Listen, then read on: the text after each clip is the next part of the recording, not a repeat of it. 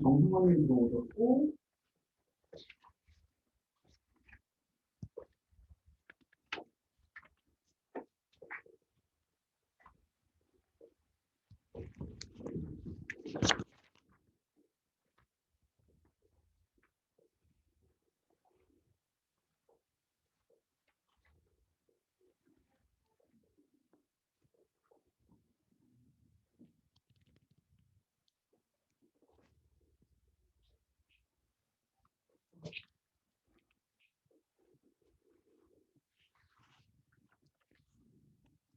최유경님하고 마이크 테스트 해도 될까요? 네, 하고 하시면 좋을 것 같아요. 사회자님께서 최유경님 한번 불러주세요. 그 채팅으로 하시는 게 나을 것 같아요. 의견을 말씀하시는 거는? 네, 네, 아니요, 그러니까 최유경님이 있다고 말씀하시잖아요. 네. 그 목소리가 잘 들어오는. 아, 마이크 테스트 해달라고 하시면 될 것 같아요. 네. 그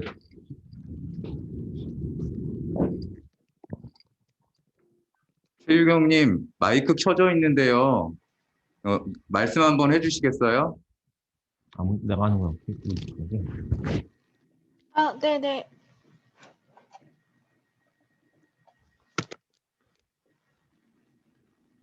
목소리 안 들리시나요?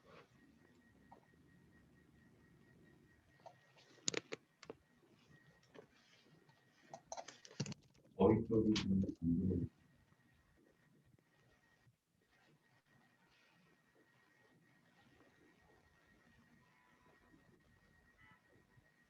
최유경님 죄송한데요. 다시 한 번만 말씀해 주시겠어요? 저희 지금 행사장 그 음향 세팅하고 있거든요.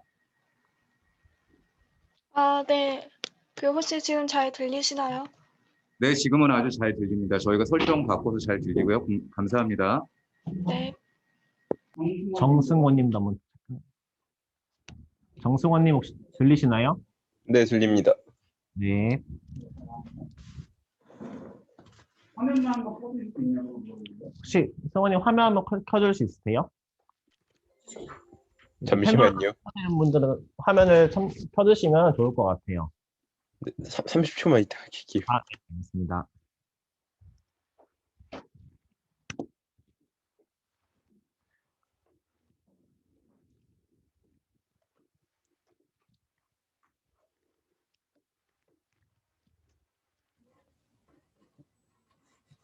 네, 그럼 시작하셔도 될 것 같습니다. 네, 시작을 해볼까요?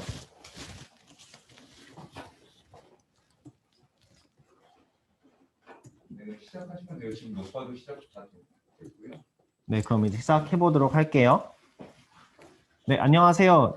저는 오늘 사업 코로나19 1년 장애인 학습공과 원격교육 집담회를 사회를 맡게 된 전국장애인 야학협의회 유근문이라고 합니다. 일단 먼저 저희 전국장애인 야학협의회는 장애인 야학 및 장애인 평생교육 시설들이 모인 협의체로 이제 성인 장애인의 교육권 운동을 하고 있고요. 또한 이번에 법무법인 집행, 사도법인 두루와 같이 코로나19로 인한 장애 성인 학생의 학습권 침해 문제 대응 사업을 진행하고 있습니다. 이번 집담회는 사업의 일환으로 코로나19로 인해서 현장에서 발생했던 장애인 교육권 침해 사례들을 좀 공유하는 자리들을 갖고자 하는데요. 이제 작년에 코로나19가 한국에서도 감염이 시작되고 이제 1년 정도가 좀 지났는데 코로나19 1년은 사실은 되게 그 전에도 그랬지만 장애인에게 또 다른 배제와 차별의 시간이었다고 생각합니다. 예를 들어 장애 확진자는 4%임에도 불구하고 사망률은 21%로 그 치명률이 6.5배가 높은 이러한 상황도 있었고 이러한 사례들은 교육에서도 마찬가지였는데요. 장애 대학생들 같은 경우에는 이제 코로나로 온라인 강의가 시작되고 바로 학습권 침해를 기자회견을 수차례 진행했었고 이제 장애인 평생교육 시설도 문을 닫게 되면서 성인 장애 학생들이 사회적 격리 상태에 놓이는 상황들이 있었습니다. 오늘 집담회는 이러한 사례들을 좀 나누고 포스트 코로나 교육에서 장애인 교육권이 배제되지 않는 이러한 것들 좀 나누기 위해서 기획이 되었고요. 네, 이제 좀 패널분 소개를 하려고 합니다. 그래서 여기 오프라인을 먼저 참여하신 분들부터 순서대로 이근옥 변호사님, 뱅 선생님, 그다음에 조은사님 이렇게 순서대로 자기소개를 한번 해주시면 좋을 것 같습니다. 네, 저는 사단법인 선에서 근무하는 이근옥 변호사라고 합니다. 방금 말씀해주신 그 사단법인 주루의 지원을 받아서 코로나19로 인한 장애 성인 학생 학습권 침해 대응 TF를 구성해서 여러 활동을 해오고 있고 현장에 그 야학 현장과 그 야학에 재학 중 그리고 대학에 재학 중인 장애 학생의 목소리를 들어보는 집담회 자리를 오늘 계획해서 저도 참여하게 됐습니다.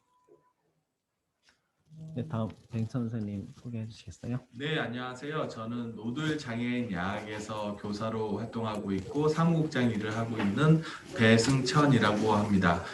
노들 장애인 야학은 현재 올해는 원격 수업으로 진행되어서 그 수업을 진행하면서 작년 상황과 올해 원격 수업으로 진행하는 상황 등을 어떤 어려움이 있었고 어떤 지원이 필요한지 이런 것들을 공유 드리기 위해서 오늘 이야기를 나누도록 하겠습니다. 네, 감사합니다. 다음은 조은사님 자기소개 한번 해주시겠어요? 네, 반갑습니다. 저는 성황대학교에 재학 중인 시각장애 대학생 조은산이라고 합니다. 저는 작년에 그 한국시각장애 대학생회하고 함께 그 시각장애 대학생 온라인 강의 접근성 TF에서 활동을 했었고, TF 활동이 개인 사정으로 인해서 조금 뜸해진 뒤로도 관련된 이슈에 계속 관심을 가져오던 참에 이 집담회에 참여할 수 있는 기회를 얻게 되었습니다. 네, 반갑습니다. 네, 감사합니다. 이제 온라인으로 참여해주신 분들 자기소개를 하려고 하는데요. 최유경님 먼저 자기소개해 주시면 좋을 것 같고, 그 다음에 정승원님 자기소개해 주시면 좋을 것 같습니다. 네, 안녕하세요. 제 이름은 최유경입니다. 저는 연세대학교에 재학 중이고 청각장애가 있는데요. 오늘 장애인권 대학생 네트워크 부위원장으로서 참여했습니다. 감사합니다. 네, 감사합니다. 다음은 정승원님 자기소개해 주시겠어요? 안녕하세요. 저는 중앙대학교 사회학과 재학 중이고요. 저는 시각장애가 있고 장애인권 대학생 네트워크 위원장으로 참여하게 되었습니다. 네, 감사합니다. 오늘 정말 많은 분들이 참여를 해주셨는데요. 이제 본격적으로 시작을 하려고 해요. 저희 중간에 이제 이근옥 변호사님이 디지털 기반의 원격 교육 활성화 기본법에 대해서 검토한 내용을 발제를 해주실 건데요. 그 전에 코로나19 그러니까 발생 초기, 그러니까 2020년의 상황을 다시 되돌아보면서 각자 모두가 어떠한 상황이 있었는지 좀 그런 것들 공유하면 좋을 것 같아요.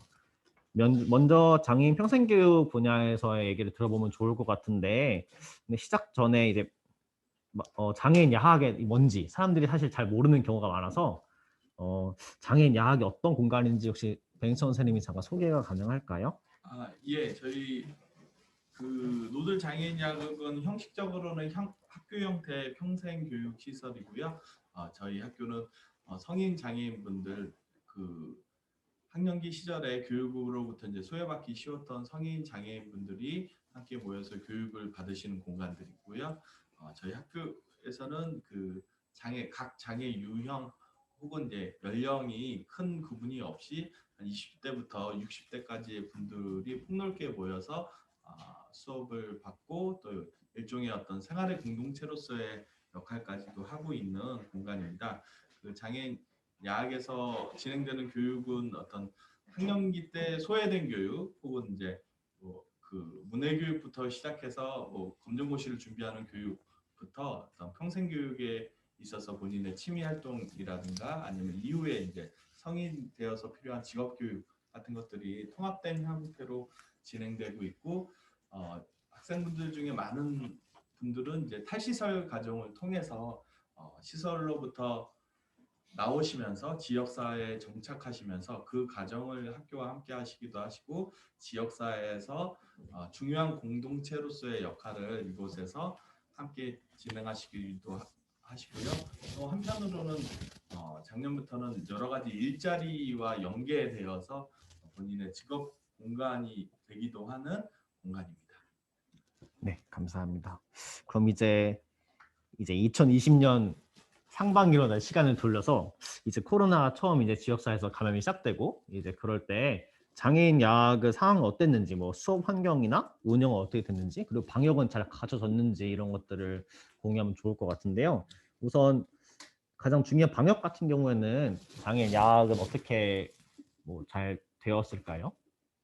네, 그 뭐 어느 기간이나 마찬가지였겠지만 작년에는 이제 코로나 상황이 얼마나 지속될지 그 심각성이 얼마나 될지 연초부터 굉장히 계속 혼란스러운 상황이었을 것 같아요.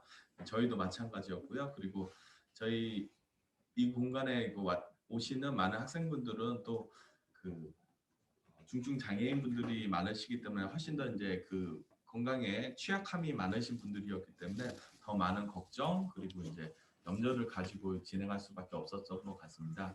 방역에 있어서는 그래서 최대한의 어떤 위험도를 낮추는 방안을 중시해서 진행할 수밖에 없었고 그래서 이제 점점 처음에는 이제 휴교의 형태로서 많이 이제 학생분들이 모이지 못하는 방식으로 많이 진행되었었는데 방역 체계를 갖춰 나가면서 이제 부분 수업 같은 경우 이렇게 퐁당퐁당 수업을 진행하시다던가 하는 식으로 수업 실수를 다 맞추지는 못하지만 이렇게 어떤 이 공간에서 쭉 떨어지는 것에 대해서는 한 고립감 역시 굉장히 큰 상황이었기 때문에 수업을 그 학년별로 나눠서 진행한다던가 하면서 수업을 진행하기도 하였고요. 그 방역에 있어서 이제 방역 지원 같은 경우가 아마 이제 뭐 이거는 당연한 상황이겠지만 체계적으로 이렇게 예상할 수 있었던 부분이 있었던 건 아니었던 것 같아요.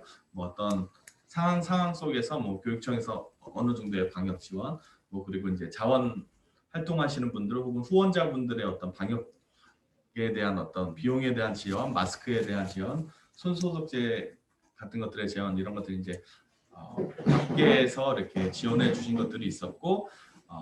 그런 것에 있어서 좀 저희도 경험이 없는 상황이었지만 어쨌든 최대한의 어떤 지침을 따라서 방역 활동을 계속했던 것 같습니다. 저희는 특히나 이제 급식을 계속 지원하기도 하고 급식 지원을 해서 식사를 해결하시는 것이 또 학교에 오시는 분들에게 굉장히 중요한 부분이기도 한 공간이라 특히나 이제 방역에 굉장히 신경 쓸 수밖에 없었던 것 같아요. 그래서 처음에 오실 때 출입 통제 그리고 계속되는 뭐 소독 뭐 이런 것들을 굉장히 민감하게 진행할 수밖에 없었고 특히나 이제 이 공간에 있었던 분들의 어떤 상황 그분들이 이제 각 그 센터 지역의 이제 자립생활 센터 같은 것과 좀 연계해서 여기 오시는 학교에 오시는 분들이 뭐 다른 곳에서 접촉한 상황이 있는지 없는지 그래서 그분들이 접촉하신 분들과는 뭐 어떤 동선이 있으셨는지 이런 거를 그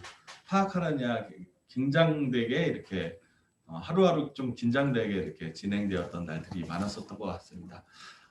이후에 이렇게 그 방역의 상황이 길어지고 휴교가 길어지면서 너무 고립감이 많으신 측면이 있었기 때문에 이제 소수의 인원이 이제 방문해서 뭐 지원하는 형태로 방역 물품을 전달해 드린다거나 식사 같은 건 급식이 되지 않는 상황에서 식사 해결이 어려우신 분들이 계셨기 때문에 여기에서 식사나 반찬류들을 제공하는 식으로 진행되었고요. 연말쯤에는 계속 이 상황이 진행되다 보니까 이제 원격 수업의 환경을 갖추면서 현재는 전면적인 그 원격 수업으로 수업을 진행하고 있습니다. 네, 이 상황까지 말씀드립니다. 네, 감사합니다.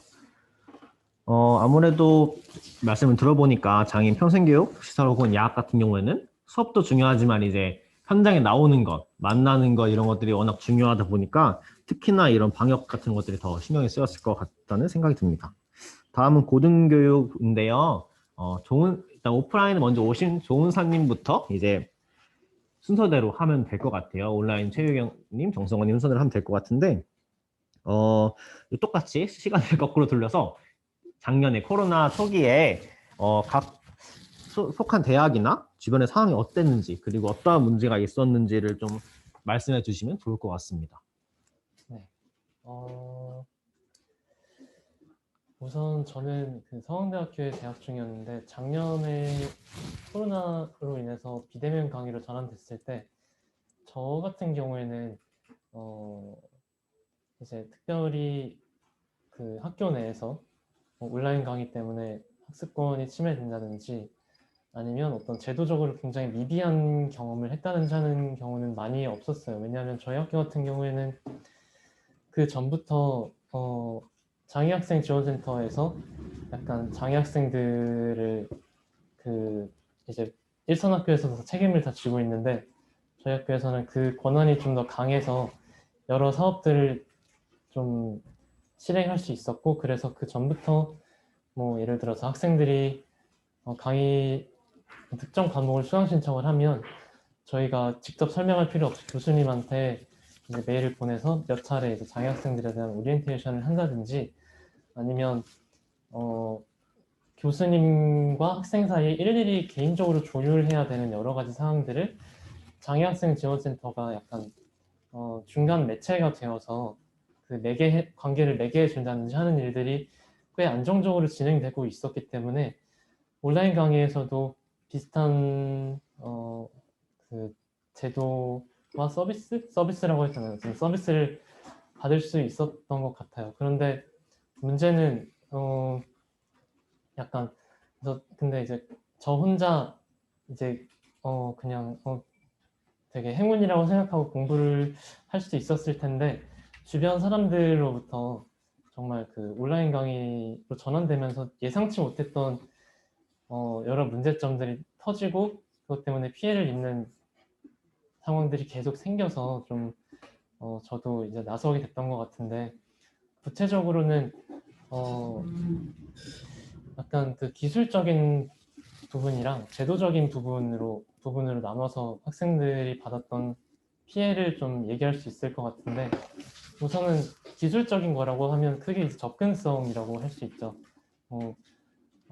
여기 계신 여러분들도 이제 다들 개념쯤은 들어봤을 텐데 이제 시각장애인들이 웹사이트나 어떤 인터넷 매체를 아무 제약 없이 이용할 수 있도록 여러 가지 설비를 마련하는 것으로 접근성을 보장한다라고 하는데 시각장애인들이 스크린 리더나 아니면 확대 프로그램 같은 특수한 프로그램으로 그 매체를 사용하기 때문에 이런 개념들이 필요합니다. 그런데 이런 그 온라인 강의에서는 이제 모든 것이 대학교 온라인 캠퍼스 홈페이지와 그다음에 영상 강의 프로그램을 통해서 이루어지는데 이 홈페이지와 영상 강의 프로그램의 접근성 설비가 잘 갖춰지지 않았을 경우에는 진짜 심각한 문제가 생길 수 있는 부분이죠. 그래서 제가 아는 그 서울시내 어떤 대학교에 재학하는 학생은 온라인 강의를 홈페이지에서 수강하고 수강 확인을 누르면 이제 출석 체크가 되는 시스템을 가지고 있었는데 이게 대부분의 학교들이 채택하고 있는 시스템이죠. 근데 접근성 미비로 스크린 리더 프로그램, 화면 읽기 프로그램으로 홈페이지에 있는 기능들을 전혀 사용할 수가 없었습니다. 그래서 혼자서 강의 재생을 할 수 없었고 당연히 출석 체크도 역시 할 수가 없었고요.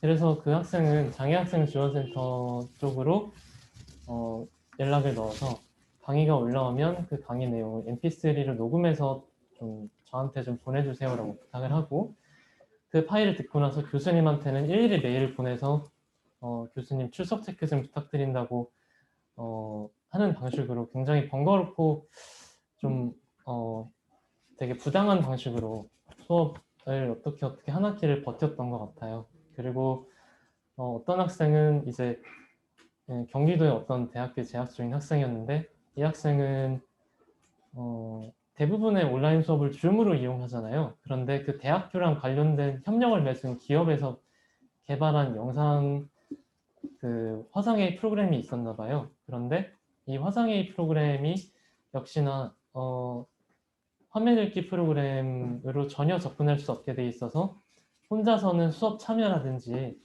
발언 권웃기라든지 채팅 같은 기능들을 일체 사용할 수가 없었습니다. 그리고 그래서 이 학생은 이제 한 달 정도 버티다가 결국 휴학을 선택했어요. 그래서 온라인 강의의 기술적인 문제의 미비로 휴학을 선택한 학생들이 제 주변에서 한 3명 정도 봤던 것 같아요. 그리고 제도적인 부분은 사실 이 문제는 온라인 강의가 온라인 강의로 인해서 새롭게 생긴 문제는 아니고 사실 그 이전에 있었던 문제들이 조금 더 온라인 강의라는 촉매제를 만나서 본격적으로 터진 거라고 생각을 하지만 온라인 강의에 전혀 장애학생 지원센터가 대처를 하지 못하는 경우들이 꽤 많았던 것 같습니다. 그래서 지금 뭐 이제 법제화를 준비하시는 분들은 아시겠지만 대부분의 대학교에서 이제 뭐 장애학생들은 이제 학교에서 뽑는다고 하더라도 그 학생들에 대한 어떤 책임지는 것은 다른 팀이 아니라 모두 장애학생 지원센터 쪽으로 좀 떠넘기고 있어요. 그런데 장애학생 지원센터는 그냥 학교 내에 뭐 다른 부서와 똑같은 일개 조직이다 보니까 그 장애학생들에 맞춘 사업을 실행을 한다든지 이런 게 정말 쉽지가 않고, 그리고 대학별로 이제 장애학생 지원센터에 계신 분들도 약간 전문성 있는 분들이 아니라 이제 공무원 부서 발령하듯이 막 2, 3년에 한 번씩 왔다 갔다 하는 분들이다 보니까 당사자들의 요구에 대해서 잘 모르거나 또는 이제 그러니까 그 어떤 대책을 수립하는 거에 필요성을 전혀 못 느끼시는 분들이 꽤 많았던 것 같습니다. 그래서 그러니까 온라인 강의가 시작되고 나서도 그 전에 이제 제공되었던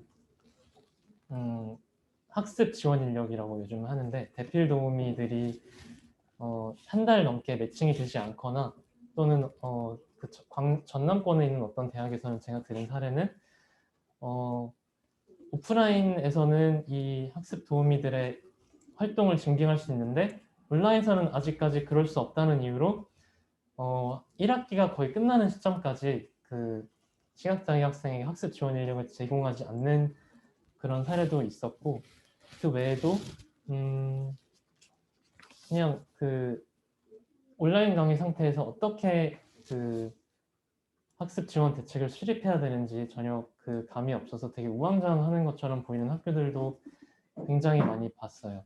그래서 사실 개별적인 사례를 따지면 더 얘기할 내용이 많겠지만 여기 다른 시각장애인 당사자도 있는 것 같고 해서 우선은 이만 줄이도록 하고 다음 기회에 또 얘기하도록 하겠습니다.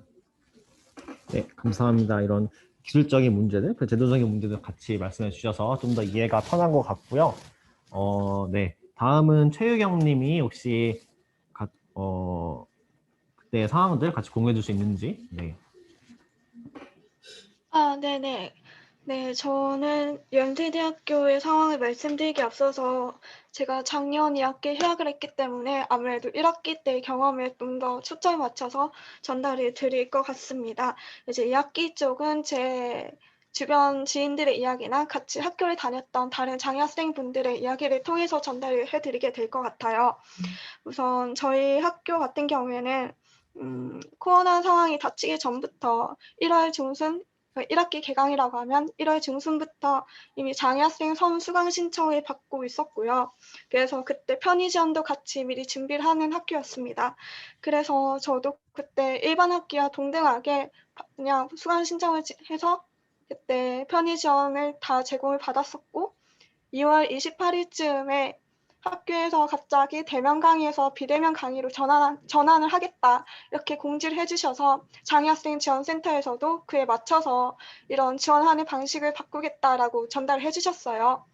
그래서 이제 일반 대면 강의 같은 경우에는 직접 속기사분께서 옆에서 한글 파일에 속기를 쳐주시거나 아니면 쉐어 타이핑을 통해서 연계를 받는 방식을 진행을 했었는데 온라인 상황에서는 이제 쉐어 타이핑을 통해서 실시간 속기를 받거나 아니면 동영상 강의 같은 경우에는 나중에 따로 별도로 속기록을 받는 이런 형태로 달라질 수 있기 때문에 그런 면담을 사전에 진행을 했었습니다.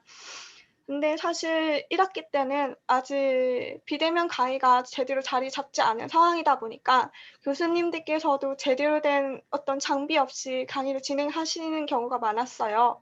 그래서 기본적으로 음질이 좀 떨어지거나 아니면 화질이 떨어지는 경우가 정말 많았습니다.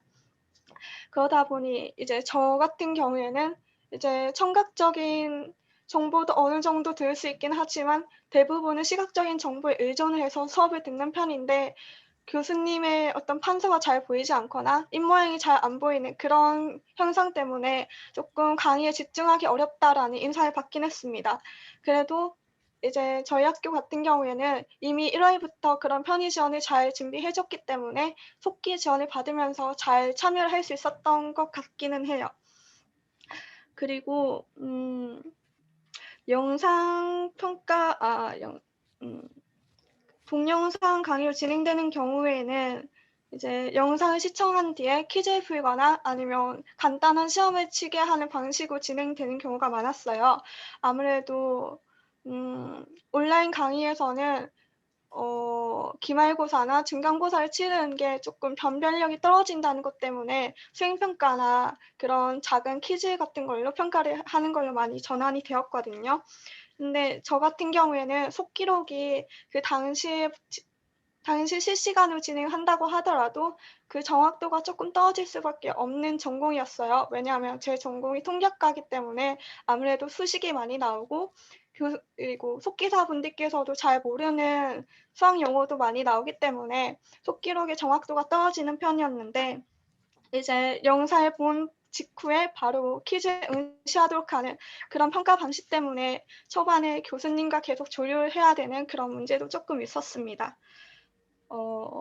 그리고 전체적으로는 준비가 잘 된 편이긴 했지만 저희 학교 장애학생 지원센터의 경우에는 정규직 직원이 1명뿐이세요. 그러다 보니 업무를 감당하는 게 그분께도 혼자 하기에는 어려웠을 거라는 생각도 들었습니다. 이제 앞으로는 어떻게 진행이 될지 모르지만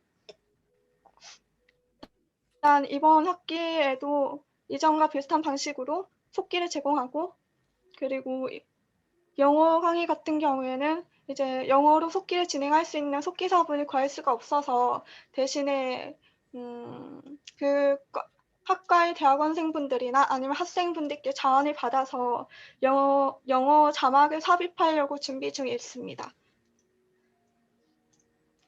연세대는 이 정도로 말씀을 드릴 수 있을 것 같아요. 네, 감사합니다.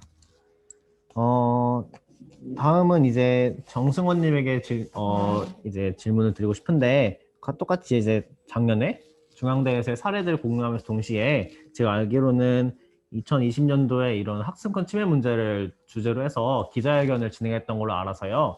어떻게 해서 그 기자회견을 진행하게 되었는지 이런 부분도 같이 말씀해 주시면 좋겠습니다. 네, 안녕하세요. 저는 중앙대학교 재학 중인 장대넷 위원장 정승원이고요. 중앙대 사례 위주로 먼저 말씀을 드리고 말씀해 주셨다시피 기자회견 관련해서 어떻게 진행하게 되었는지부터 교육부와의 면담에서 2학기는 어떻게 변했는지 작년 1년 상황을 쭉 한번 짚어보겠습니다. 중앙대 같은 경우는 장애 학생이 그렇게 많은 학교가 아닙니다. 장애 학생이 학교 전체 캠퍼스에 21명 정도 재학 중에 있고요. 특히 작년에 이제 베리어 프리 관련해서는 시청각 베리어 프리가 가장 문제가 많이 되었었던 부분이었습니다. 그래서 저희 장애인권위원회도 작년 2월에 장애학생지원센터에 이렇게 온라인 강의로 바뀌게 되고 코로나 사태가 심각해지고 있는데 이거에 관해서 어떠한 대안을 마련 중인지에 관련한 공문을 전송했습니다. 그에 따른 답변은 이제 속기사를 더욱 배치하겠다라는 답변이 돌아왔고 고려대, 연세대 등 연락을 넣어본 결과 고려대 같은 경우는 자막을 도입하고 있다고 들어서 저희도 자막의 필요성이 있지 않을까라는 생각에 이제 시청각장애인 장애 학생들에게 따로 문자를 돌렸었는데요. 그 중에 한 분은 이제 외국어 수업을 주로 많이 듣는 인문대 계열 학생이셨습니다. 그래서 자막이 조금 많이 필요하다라고 말씀을 해주셨고요. 나머지 두 분도 자막에 있어서 당연히 있으면 좋은 옵션이다. 하지만 재택 강의가 우리 학교에도 있었는데 그 전에는 청각장애 학생이 재택 강의를 듣지 않기 때문에 이걸 준비해 놓지 않았었다라는 의견이 하나로 모아졌습니다. 이에 장애학생지원센터에 자막을 정식으로 요청을 했는데요. 문제는 이제 여기서부터 발생하게 됩니다. 제가 먼저 말씀드리게 되는 부분은 조금 제도적인 문제가 더 큰 것 같은데요. 저희 학교 장애학생지원센터 같은 경우는 연구원님 한 분과 이제 실무를 보시는 분 따로 한 분 해서 딱 두 분이 계십니다. 차장님과 이제 센터장님 같은 경우는 아까 말씀해 주셨다시피 그냥 전문 인력이 아니라 학교 내부에서 이렇게 돌아가면서 배치가 되는 인력이기 때문에 장애 학생 지원 관련한 실무를 보시는 인원은 두 분이라고 하면 할 수 있습니다. 이 두 분이서 장애 학생들의 모든 편리 관련한 부분을 담당하고 계셨는데요. 장애 학생 지원 센터에 충분한 예산과 인력이 부족하다는 것을 뼈저리게 느끼게 되었습니다. 관련해서 학교 측에 예산 관련해서 문제를 넣었고 교수학습 개발센터라는 곳에서 이제 자막을 이제 넣으려면 조금 자막 영상을 만드는 업체 쪽에도 함께 이제 문의를 넣어줬어야 했고 학사팀에서도 도와줘야 하는 부분이 있었지만 모든 업무를 장애학생 지원센터 쪽으로 떠넘기는 결과가 작년에 나오게 되었습니다. 원래부터 이 문제는 계속 발생하고 있었다고 합니다. 연구원님 말씀을 들어본 결과 그렇게 파악이 되었고요. 장애학생 지원센터에서도 결론적으로 너무나도 학교 측에서 과도하게 일을 떠넘기는 것을 계속 보고만 있을 수 없었던 상황이지만 구조적으로 장애학생 지원센터는 비정규직으로만 채용이 되고 있습니다. 이에 딱히 어떠한 한거나 뭔가 반발의 수단 그리고 그런 걸 할 수 없는 구조의 압박이 있었겠죠. 그래서 이 부분을 장애학생 지원센터 대신에 장애인권위원회가 학생 사회의 목소리로 이야기를 해야 되지 않을까라는 생각을 했습니다. 이렇게 하여 4월 말 정도에 전작년하고 대학 민주화를 위한 대학생 연석회의와 함께 이제 몇 개의 대학 단위가 모여서 관련 교내 상황을 공유를 했는데요. 그 자리에서 이 문제가 저희 학교만 일어나고 있는 문제가 아니라 그 당시 한양대 같은 경우 실무자가 한 분이셨고요. 굉장히 이런 문제가 많이 발생하고 있음을 깨달았고 조직을 갖춰서 조직적으로 기자회견을 해서 하나의 목소리를 모으는 것이 더 좋을 것이다. 이제 단순 교내의 공론화로 끝날 것이 아니라 외부에서 사회에서 기인한 문제이기 때문에 외부에서 공론화를 먼저 진행하고 내부로 들어가는 전략이 좋겠다라는 판단에서 기자회견을 진행하게 되었습니다. 그 기자회견에서 이제 장애학생 지원센터의 구조적인 문제 관련해서도 계속 말씀을 드렸었고 그리고 앞에서도 발언해 주신 것과 같이 시각장애인 관련한 접근성에 대해서도 말씀을 드렸습니다. 이에 많은 기사가 쓰여졌고 교육부와의 간담회를 갖게 되게 됩니다. 그래서 교육부와의 간담회에서 저희가 크게 주장을 했었던 것은 이제 베리어 프리 척도를 장애학생 지원센터만 평가할 것이 아니라 학교 전체를 평가할 때 이제 학교 평가 당시에 베리어 프리 항목을 넣자라는 부분이 있었고요. 장애학생 지원센터와의 협력을 얼마나 하는가가 그 척도 중 하나의 항목으로 들어가게 되는 것을 주장했습니다. 또한 접근성 관련해서는 줌과 이렇게 새로 생기는 플랫폼들이 늘어나고 있는데 이런 플랫폼들과 함께 접합해서 좀 정부 기구 차원에서 스크린 리더와 함께 얼마나 접근성이 개선된 후에 상용화가 되는 것이 좋다라고 말씀을 드려서 교육부 차원에서 그거를 조금 도와줬으면 좋겠다라고 말씀을 드렸었습니다. 하지만 이거에 대해서 바로 긍정적인 대답은 돌아오진 않았고요. 대신에 지원을 확대하겠다라는 말씀 정도는 해주셨던 걸로 기억이 납니다. 그래도 조금 성과가 있었던 걸로 명시를 하자면 저희 학교 같은 경우는 이제 저희가 외부에서 내부로 공론화를 이루어지는 과정에서 계속 이제 학교 본부 쪽에서도 예산을 제대로 내려주고 학사팀에서도 이제 장애학생 지원센터의 업무를 일원화하면서 조금 이제 업무 부담도 덜 해줬던 걸로 기억이 나는데요. 이제 자막 관련해서 문제가 아까도 말씀 앞에서 해주셨었지만 영어나 뭐 불어 이런 자막을 이제 보통에 어떻게 작업이 되냐면 그 이제 근로장학생 학생 지원 인력이 이걸 다 받아 적고요. 그 받아 적은 거를 자막 업체에 맞춰서 싱크를 이제 맞추는 작업으로 갑니다. 근데 이제 그거를 솔직히 불어나 이런 걸 다 받아 적는 것이 쉽지 않기 때문에 이제 그런 근로자 학생들이 잘 모이지 않았던 거죠. 그래서 그런 문제도 발생을 중간에 했었던 걸로 기억을 하고 온라인 줌 같은 경우는 저 같은 경우는 솔직히 작년 1학기에 줌 수업이 없어서 좀 다행이었고 교수님과의 커뮤니케이션을 저는 장애학생 지원센터를 통해서 하지 않았고, 왜냐하면 지원센터라는 다리를 하나를 걸치면 그 과정이 너무 길어지기 때문에 제가 직접적으로 교수님들과 소통을 그 당시 제때 했던 것 같습니다. 다행히 교수님들이 정당한 편의 제공을 다 해주셨던 걸로 기억하고요. 그래서 2학기에 결론적으로 교육부에서 뭐 줌이나 이런 플랫폼의 접근성 관련한 문제는 해결을 딱히 공문이나 이런 데서 명시한 걸로 봐서는 해주지 못했던 것으로 기억을 합니다.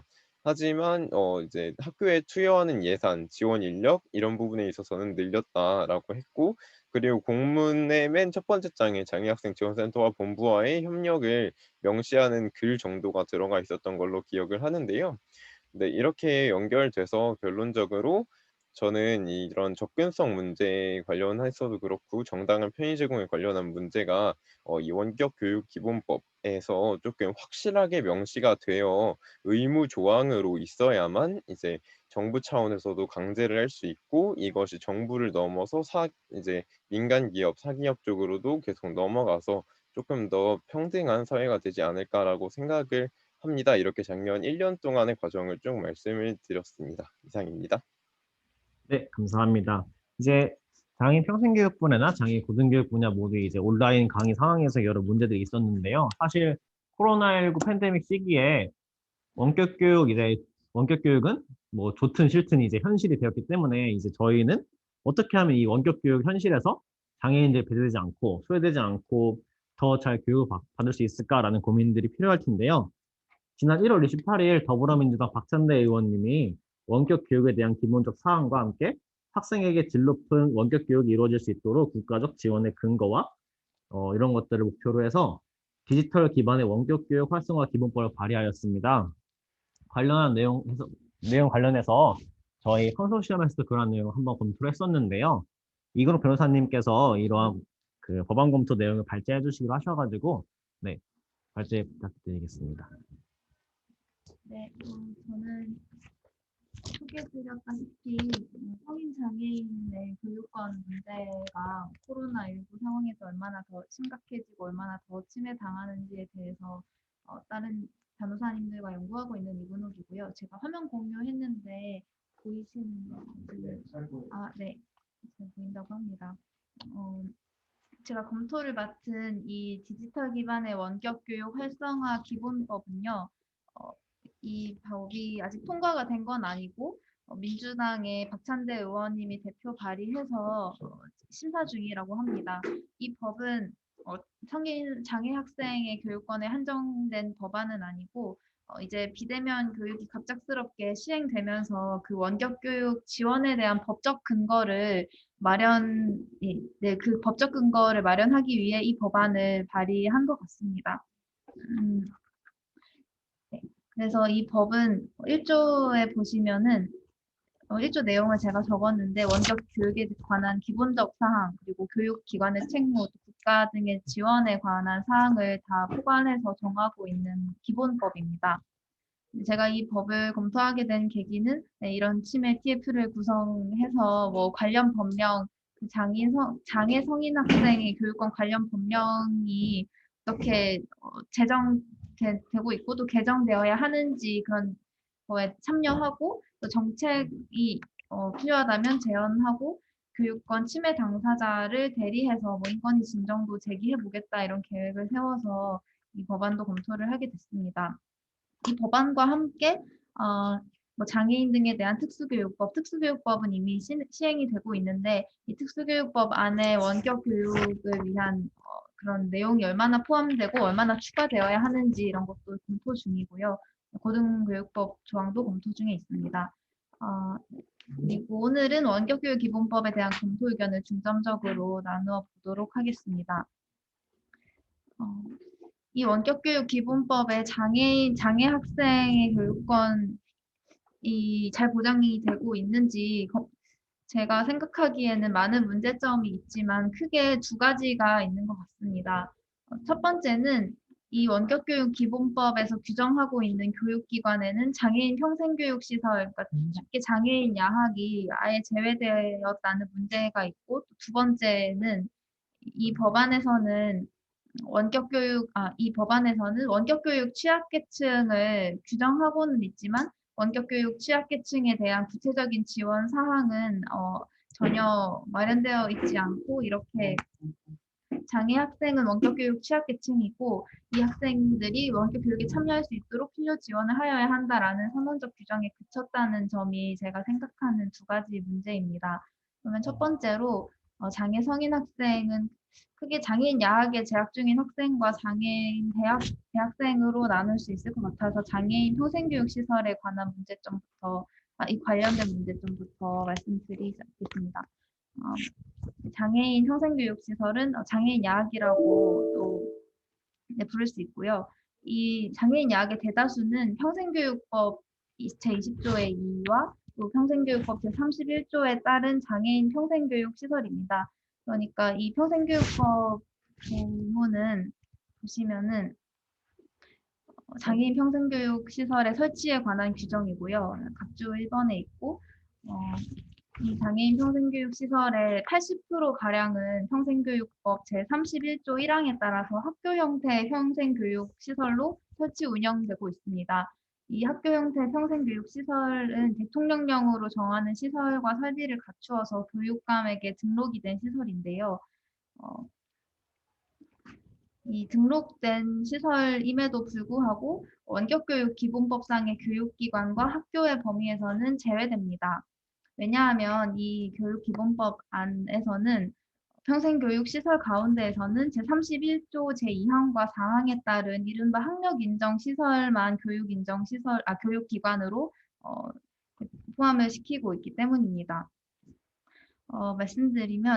다시 말씀드리면 장애인 야학의 경우 제31조 1항의 학교 형태 평생교육 시설인 경우가 대다수인데 원격교육 기본법 내에서의 교육기관 평생교육 시설과 관련되어서 교육기관으로는 제31조 2항의 고등학교 이하 학력이 인정되는 시설과 제31조 4항의 전문대학 졸업 학력이 인정되는 시설만 교육기관으로서 명시하고 있기 때문에 이 31조 1항에 장애인에 포함되는 장애인 야학은 아예 이 법에서 제외되고 있다는 점이 문제라고 지적을 할 수 있을 것 같습니다.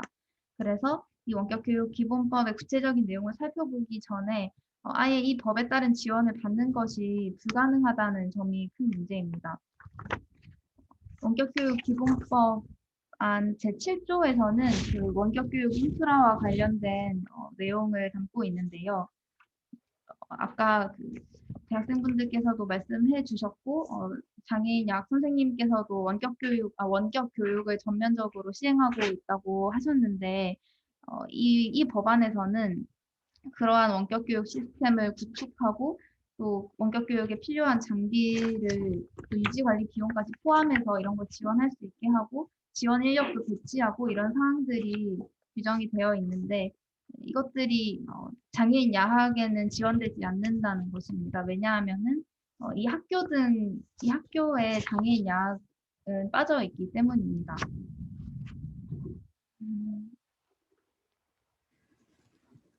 네.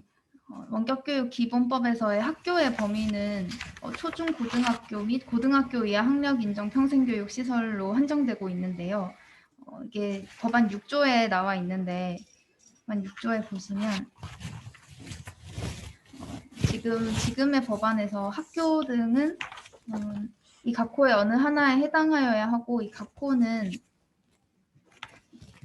학교에서 평생교육시설과 관련된 조항은 제2조 제1호 라목의 교육기관 중에서 31조 2항에 따른 평생교육시설만 해당한다고 되어 있고 이 평생교육법 제31조 2항은 그 고등학교 이하의 학력이 인정되는 평생교육시설을 말하기 때문에 여기서는 그 장애인 야학이 배제되는 그런 결과가 나온다고 볼 수 있습니다.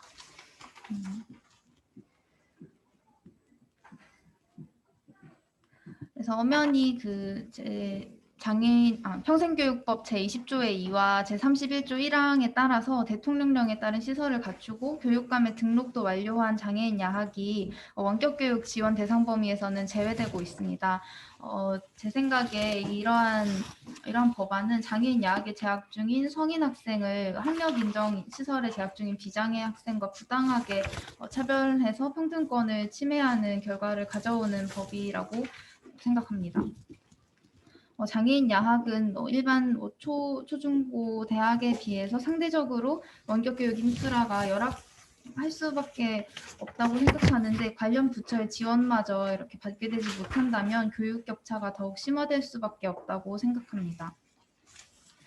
또한 계속 말씀드리는 것처럼 장애인 야학의 다수는 이미 평생교육법 제31조 1항의 학교 형태의 평생교육 시설로서 교육감의 등록도 마친 시설이기 때문에 이러한 시설을 원격교육기본법상의 교육기관과 학교에 포함해서 관리 지원하는 데에도 실무상 큰 어려움이 없을 것으로 예상이 됩니다. 그래서 현재 법안을 다음 이렇게 수정을 할 것을 제안드리고 싶습니다. 현재는 교육기관은 다음 중 어느 하나에 해당하는 학교를 말한다고 되어 있고 평생교육법 제31조 2항과 4항이라고 한정을 했는데 아예 31조에 따른 평생교육 시설이라고 간단하게 규정을 하면 이 31조에 포함되는 장애인 야학도 모두 교육기관으로서 원격교육 기본법상의 지원을 받게 될 수 있기 때문입니다.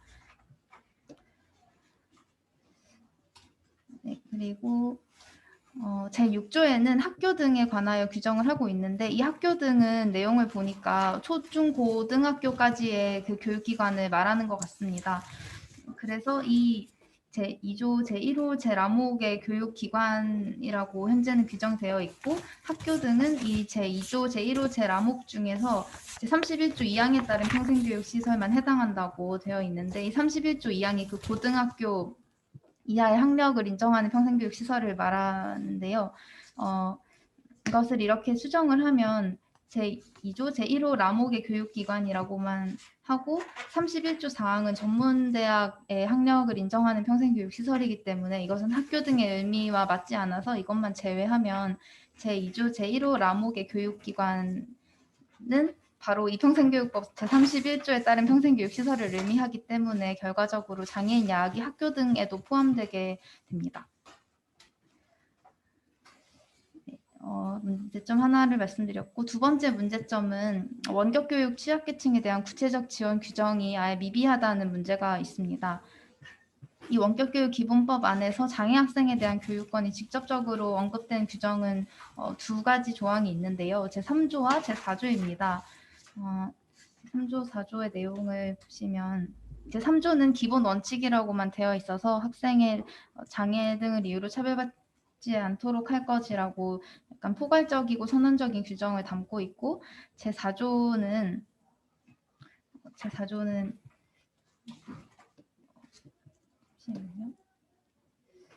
네, 이렇게 규정이 되어 있습니다. 처음에서도 말씀드렸다시피 국가와 지방자치단체가 이 장애학생 등 대통령령으로 정하는 원격교육 취약계층 학생이 원격교육에 참여할 수 있도록 필요한 지원을 하여야 한다라고 규정된 조항이 실질적인 저희가 이 조항에 따라서 성인 장애 학생이 원격교육 지원을 받을 수 있게 되는 이 근거 조항이 제4조입니다. 그런데 문제는 이 조항이 전부라는 것인데요. 구체적인 지원에 관하여는 심지어 하위 법령으로 위임하고 있지도 않습니다.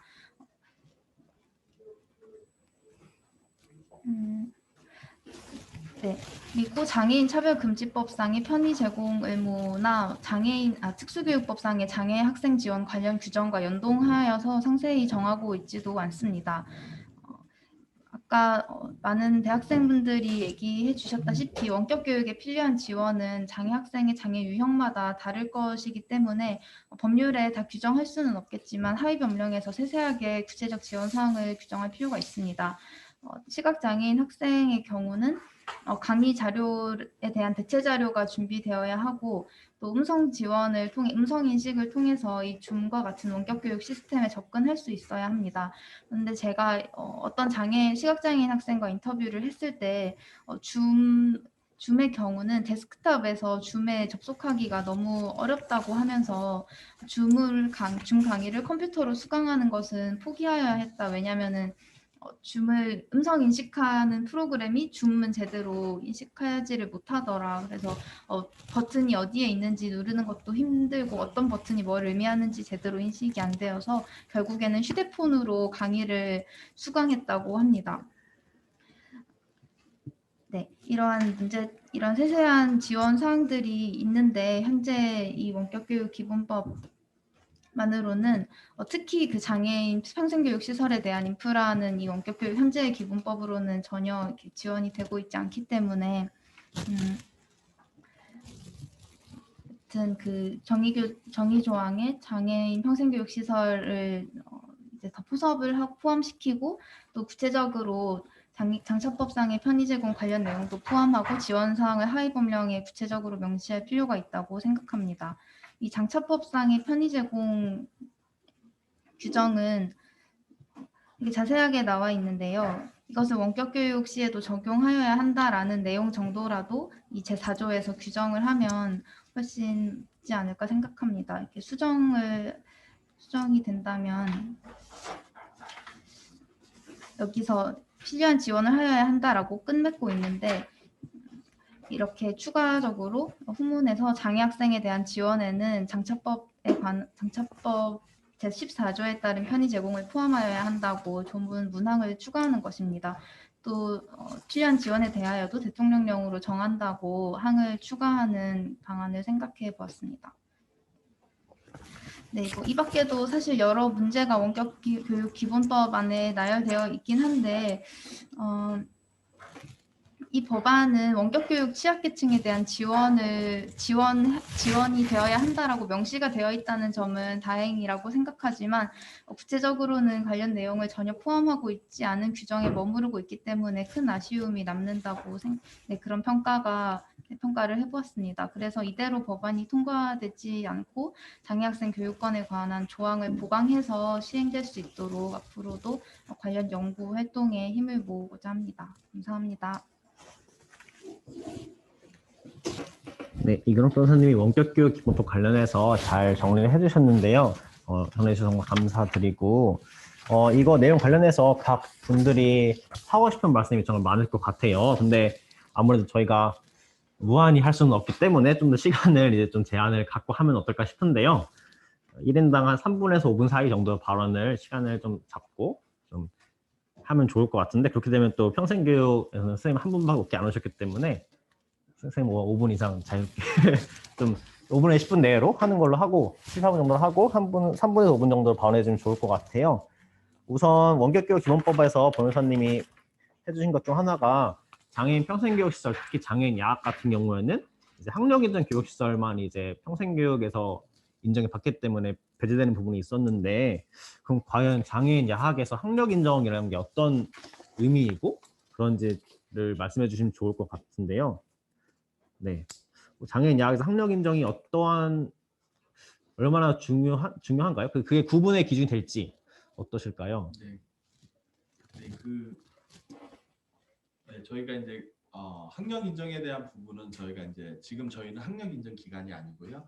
그리고 학력 인정 기간으로서의 준비를 할지 안 할지를 항상 고민하고 있는 중이기도 합니다. 그런데 이제 중요한 건 뭐냐면 학력이 인정되었다는 거, 그러니까 일정 기간에 이곳에서의 과정을 수료하면은 뭐 중학교 졸업증, 고등학교 졸업장이 나온다는 것에 대해서 한 가지 현실적으로 많은 부분들은 학력은 이미 중학교 졸업, 고등학교 졸업이기도 한데 그것을 취득하신 것이 예를 들어서 뭐 시설 내에 있는 학교를 다니면서 수대 교육 같은 것으로 취득하신 분들도 많으세요.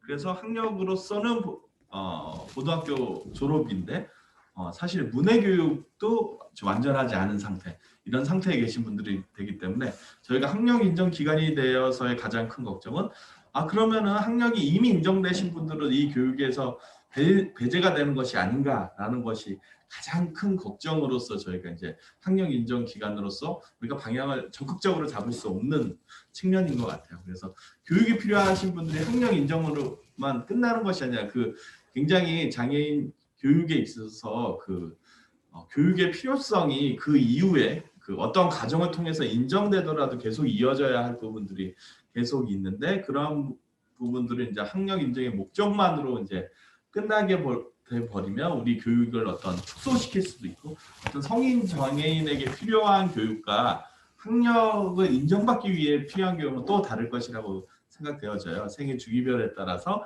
또 본인의 삶의 형태에 따라서 그러한 그래서 저희가 학력 인정 교육 시설로 적극적으로 가려고 전환하지 못하는 측면이 있는 것 같습니다. 그래서 학력 인정을 필요하신 분들은 저희는 이제 그 검정고시를 지원하는 형태로 검정교육 계속 지원하는 형태로 가고 있고 뭐 교육의 많은 형태도 뭐 국어, 영어, 수학, 사회처럼 학력 인정의 과정에 포함되는 교육 과정을 가지고 있지만 전면적으로 저희가 학력 인정 교육 시설에 맞춰서 틀을 짜기에는 지금 수요가 있는 학생분들에게들의 욕구와 그들의 필요와 굉장히 좀 갭이 크다라는 게 저희에게는 큰 어떤 현실인 것 같고 또 하나는 이제 학력 인정이 되는 순간 그럼 고등학교 졸업하시면은 그러면 졸업이십니다. 그리고 안녕히 가세요 하시는 것에 대해서 아마 학력 인정을 해서 떠나셔야 된다면 일부러라도 유급을 당하시지 않으실까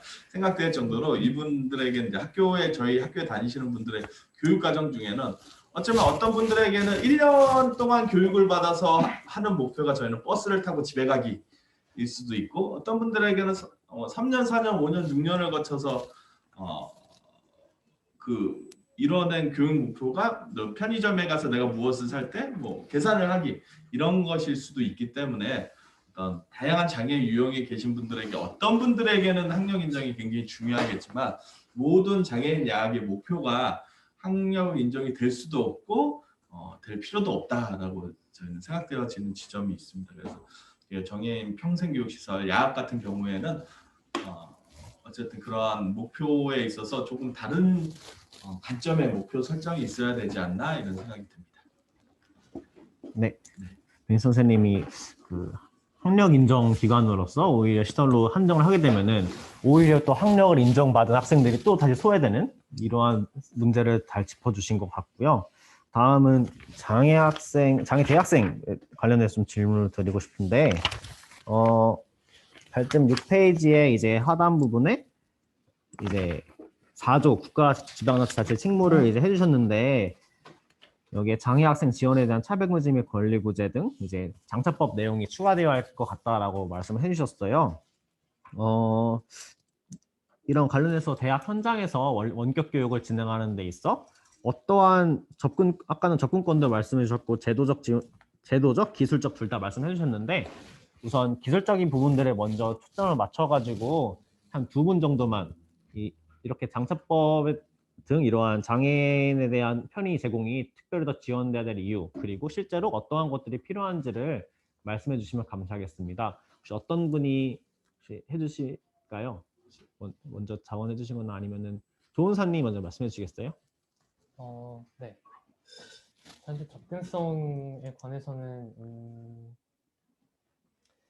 일단 좀 더 근본적인 문제도 사실은 안 건드릴 수 없는 문제인 것이 학습권의 접근성, 그러니까 학습권이라는 프레임 안에서 접근성을 논의하기 이전에 더 큰 프레임의 이제 그 접근성에 관련된 법률 자체가 사실 약간 없다시피 한 게 좀 문제인 것 같기는 해요. 근데 그거는 사실 지금 저희가 건드릴 수가 없는 부분이니까 그래서 얘기를 하자면은 지금 교육부에서 각 대학별로 그 평가를 하잖아요.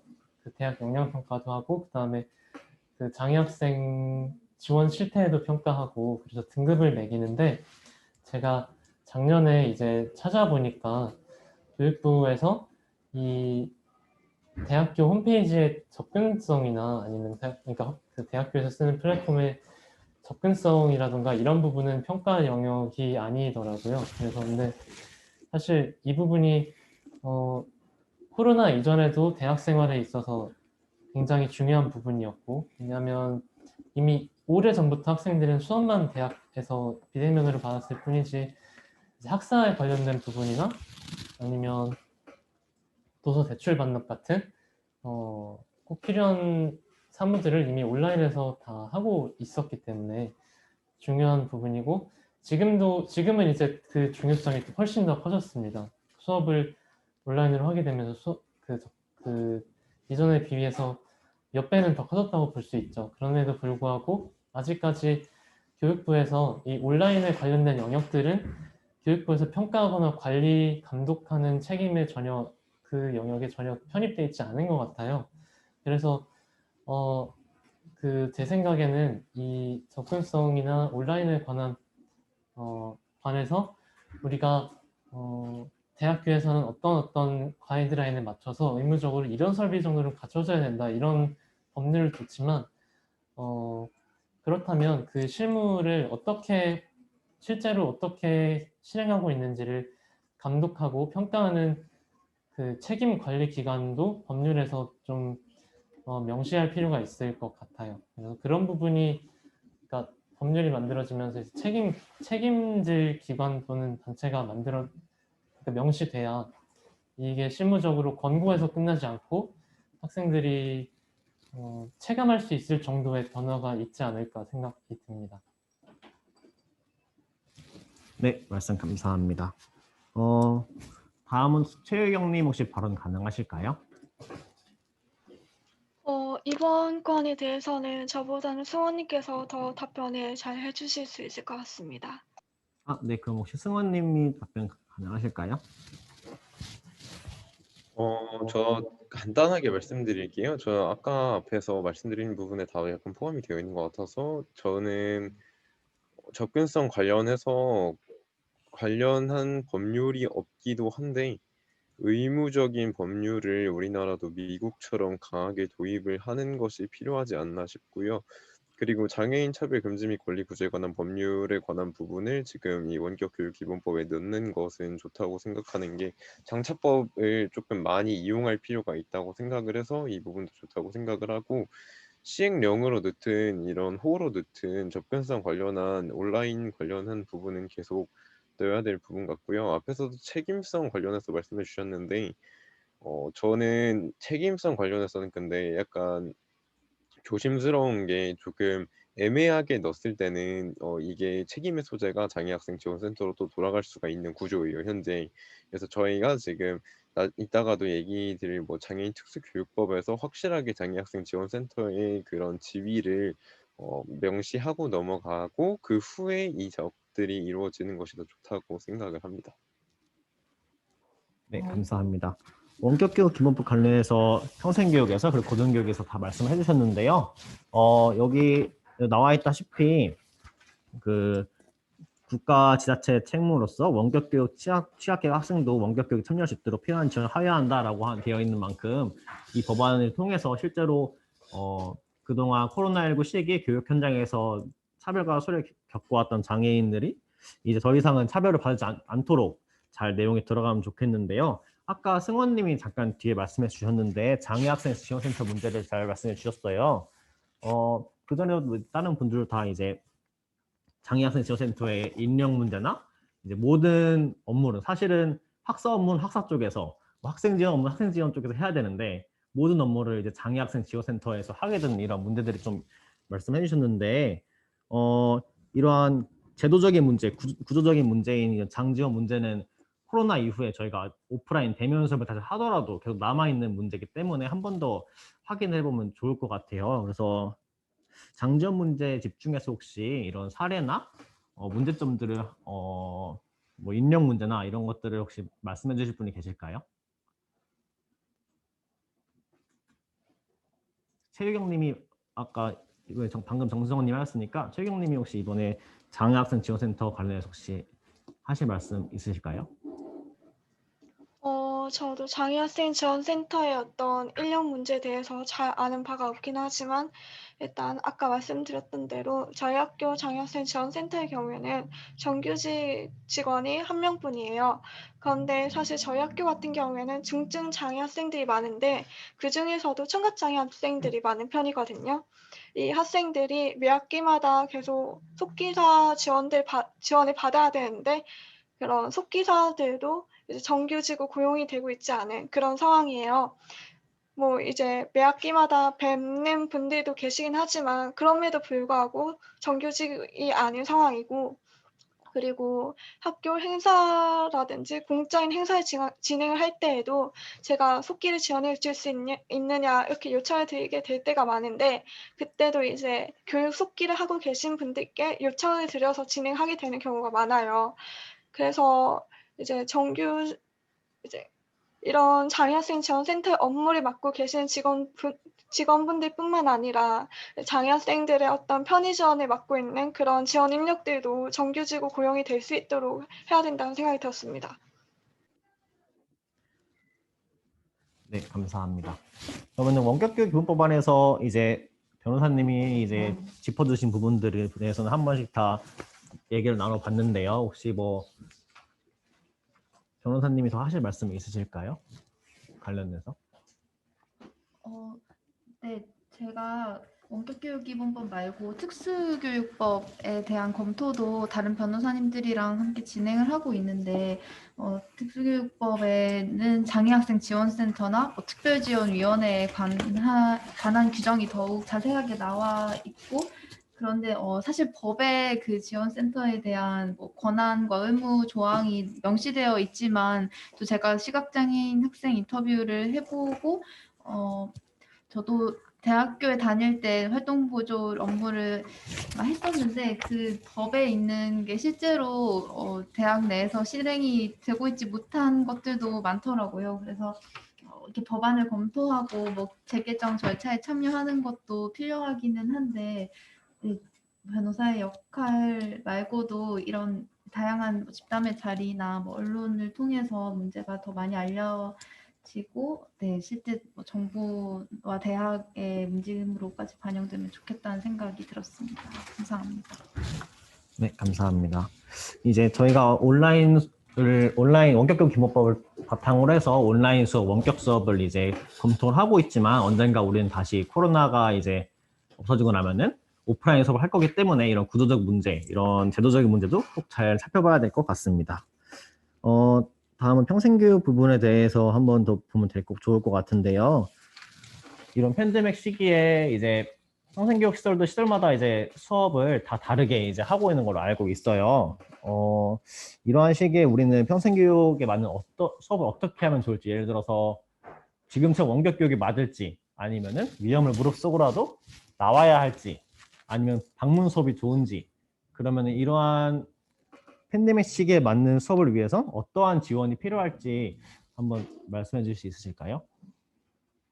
네, 저희도 이제 계속 작년 동안 계속 고민했던 부분인 것 같습니다. 저희가 온라인 교육으로 지금은 시행하고 있는데 이제 작년에 이제 온라인 교육으로 전환했을 때 그 교육이 어떠한 의미가 있을까 계속 의문이 들 수밖에 없었던 지점이 있었어요. 어느 정도 가능할까?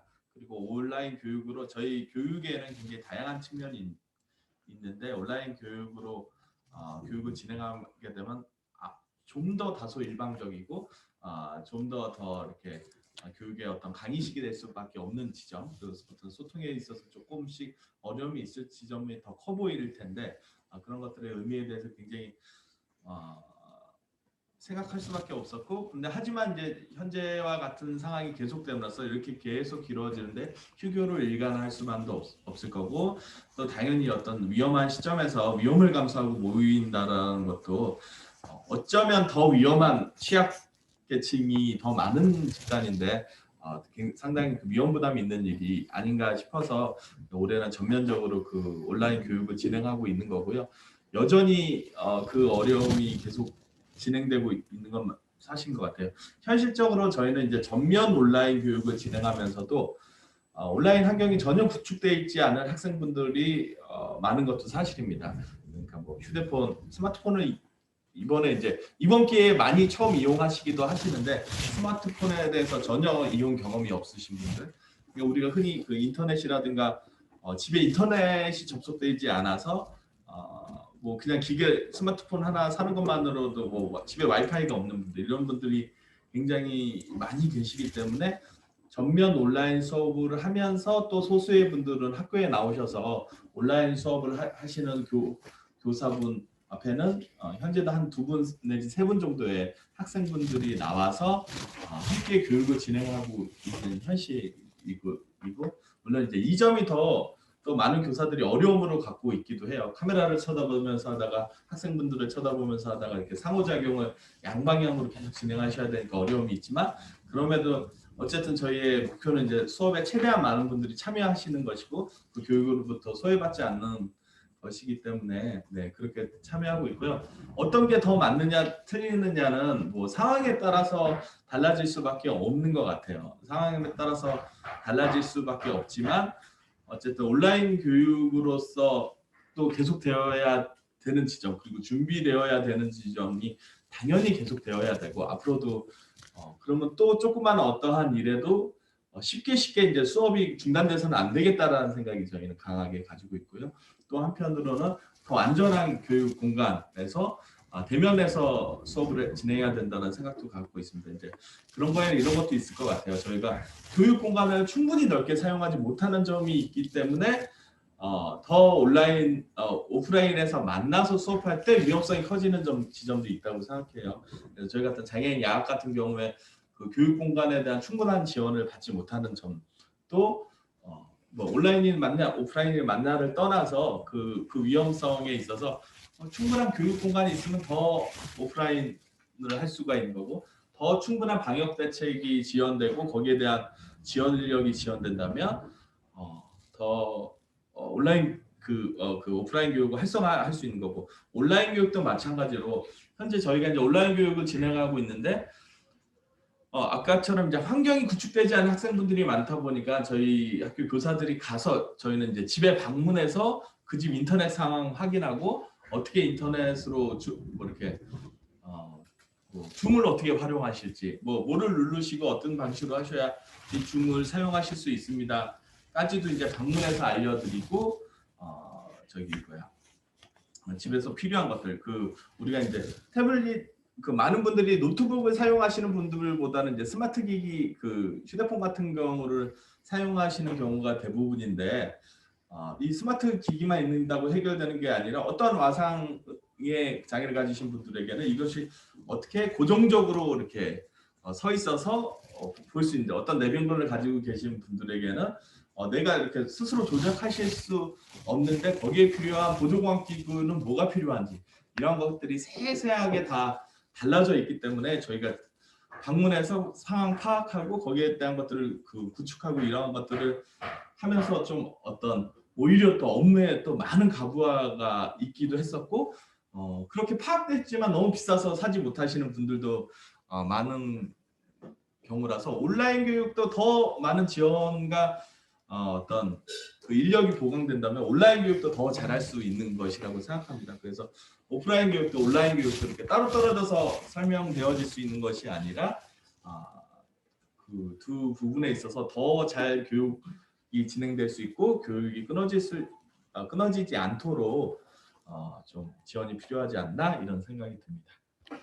그 부분을 여쭤보신 거죠? 네, 맞습니다. 네, 감사합니다. 원격교육 기본법이 이번에 발의가 되어서 아까 계속 저희가 나누고 있는데, 이런 기본법이만큼 이제 원격교육의 모든 것을 담고 있는데, 이러한 부분에서 이런 그동안 교육에 소외되었던 장애 학생들의 원격교육이 잘 지원되기 위해서는 이러한 부분들이 잘 반영돼야 될 것 같고요.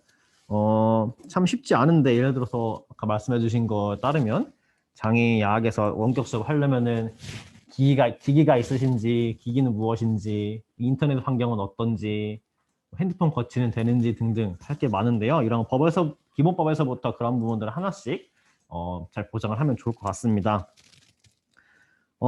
근데 단순히 이런 기본법 하나로 모든 것들이 해결될 수는 없을 것 같아요. 제가 알기로는 이제 평생교육 부분에서는 장애인 평생교육법 그리고 장애 대학생 관련해서는 장애인 등에 대한 특수교육법 개정을 이제 검토하고 있고 흐름이 있다고 알고 있는데 관련한 내용을 핵심적인 부분을 좀 소개해 줄 수 있을까 해서 해요. 그래서 먼저 장애인 평생교육법부터 어떠한 취지이고 어떠한 내용인지 핵심적인 부분을 좀 잠깐 설명이 부탁드려도 괜찮을까요? 네, 배은 선생님. 네, 평생교육법 관련해서 어떠한 배경에서 나왔고 어떠한 것들이 필요하고 이런 것들을 좀 야협에서 설명을 해주시면 더 잘 설명해 주시지 야협에서. 않을까요? 그러면은 야학협의 사무국장님을 잠깐 모셔볼까요? 여기 계신데 전국장애인 야학협의 이야기 사무국장님께서 잠깐 이제 장애인 평생교육법의 핵심적인 내용 같은 거를 설명해 주시면 좋을 것 같습니다. 네, 저는 여기 뒤에서 듣고 있었는데요.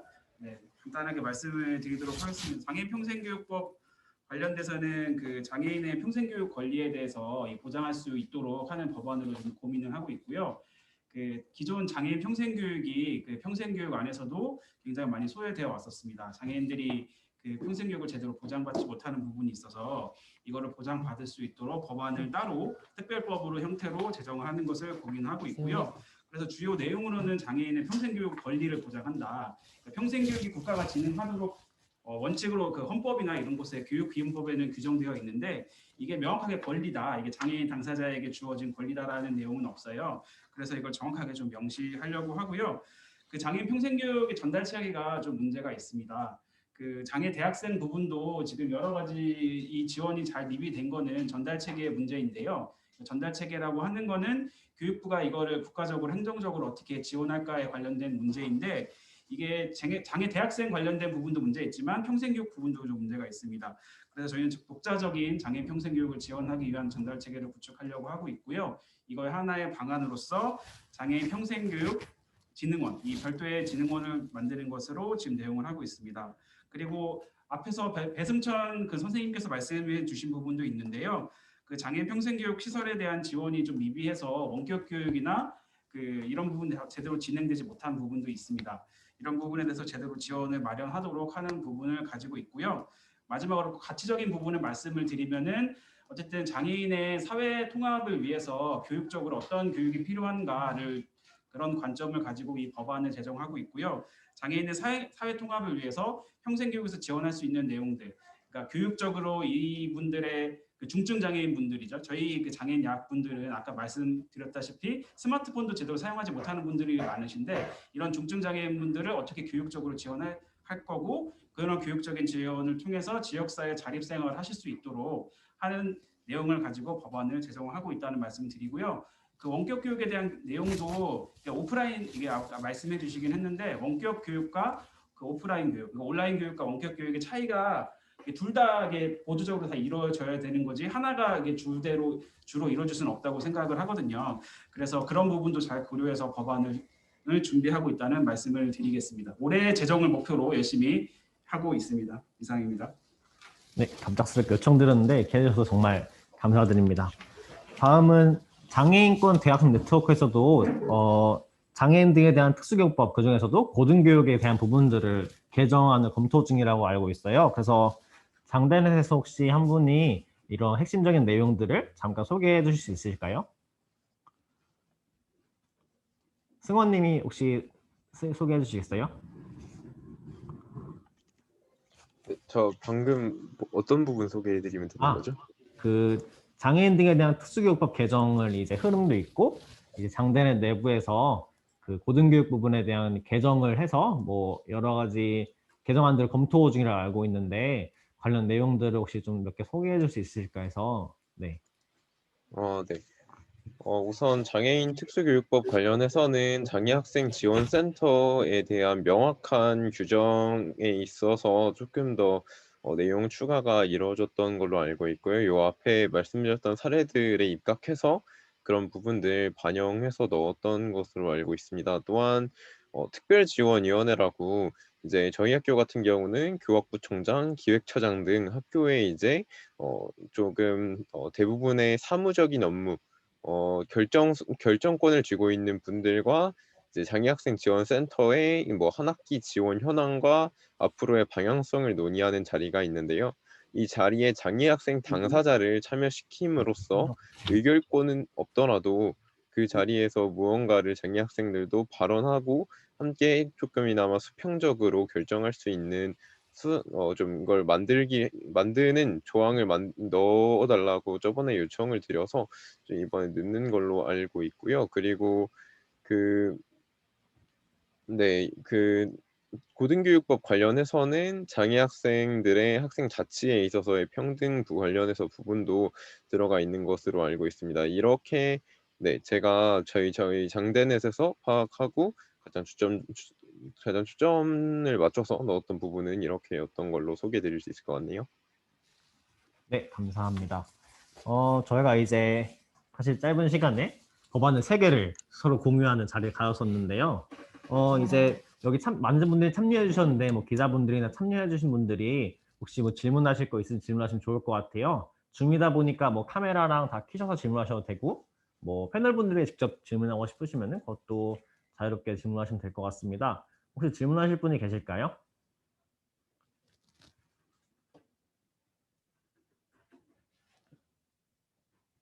아까 저기 채팅방에 제가 질문 몇 가지 저는 이수연이라고 하고 지금 앞에 패널로 계신 이근옥 변호사님과 함께 이 관련된 사업을 하고 있는 이수연이라고 합니다.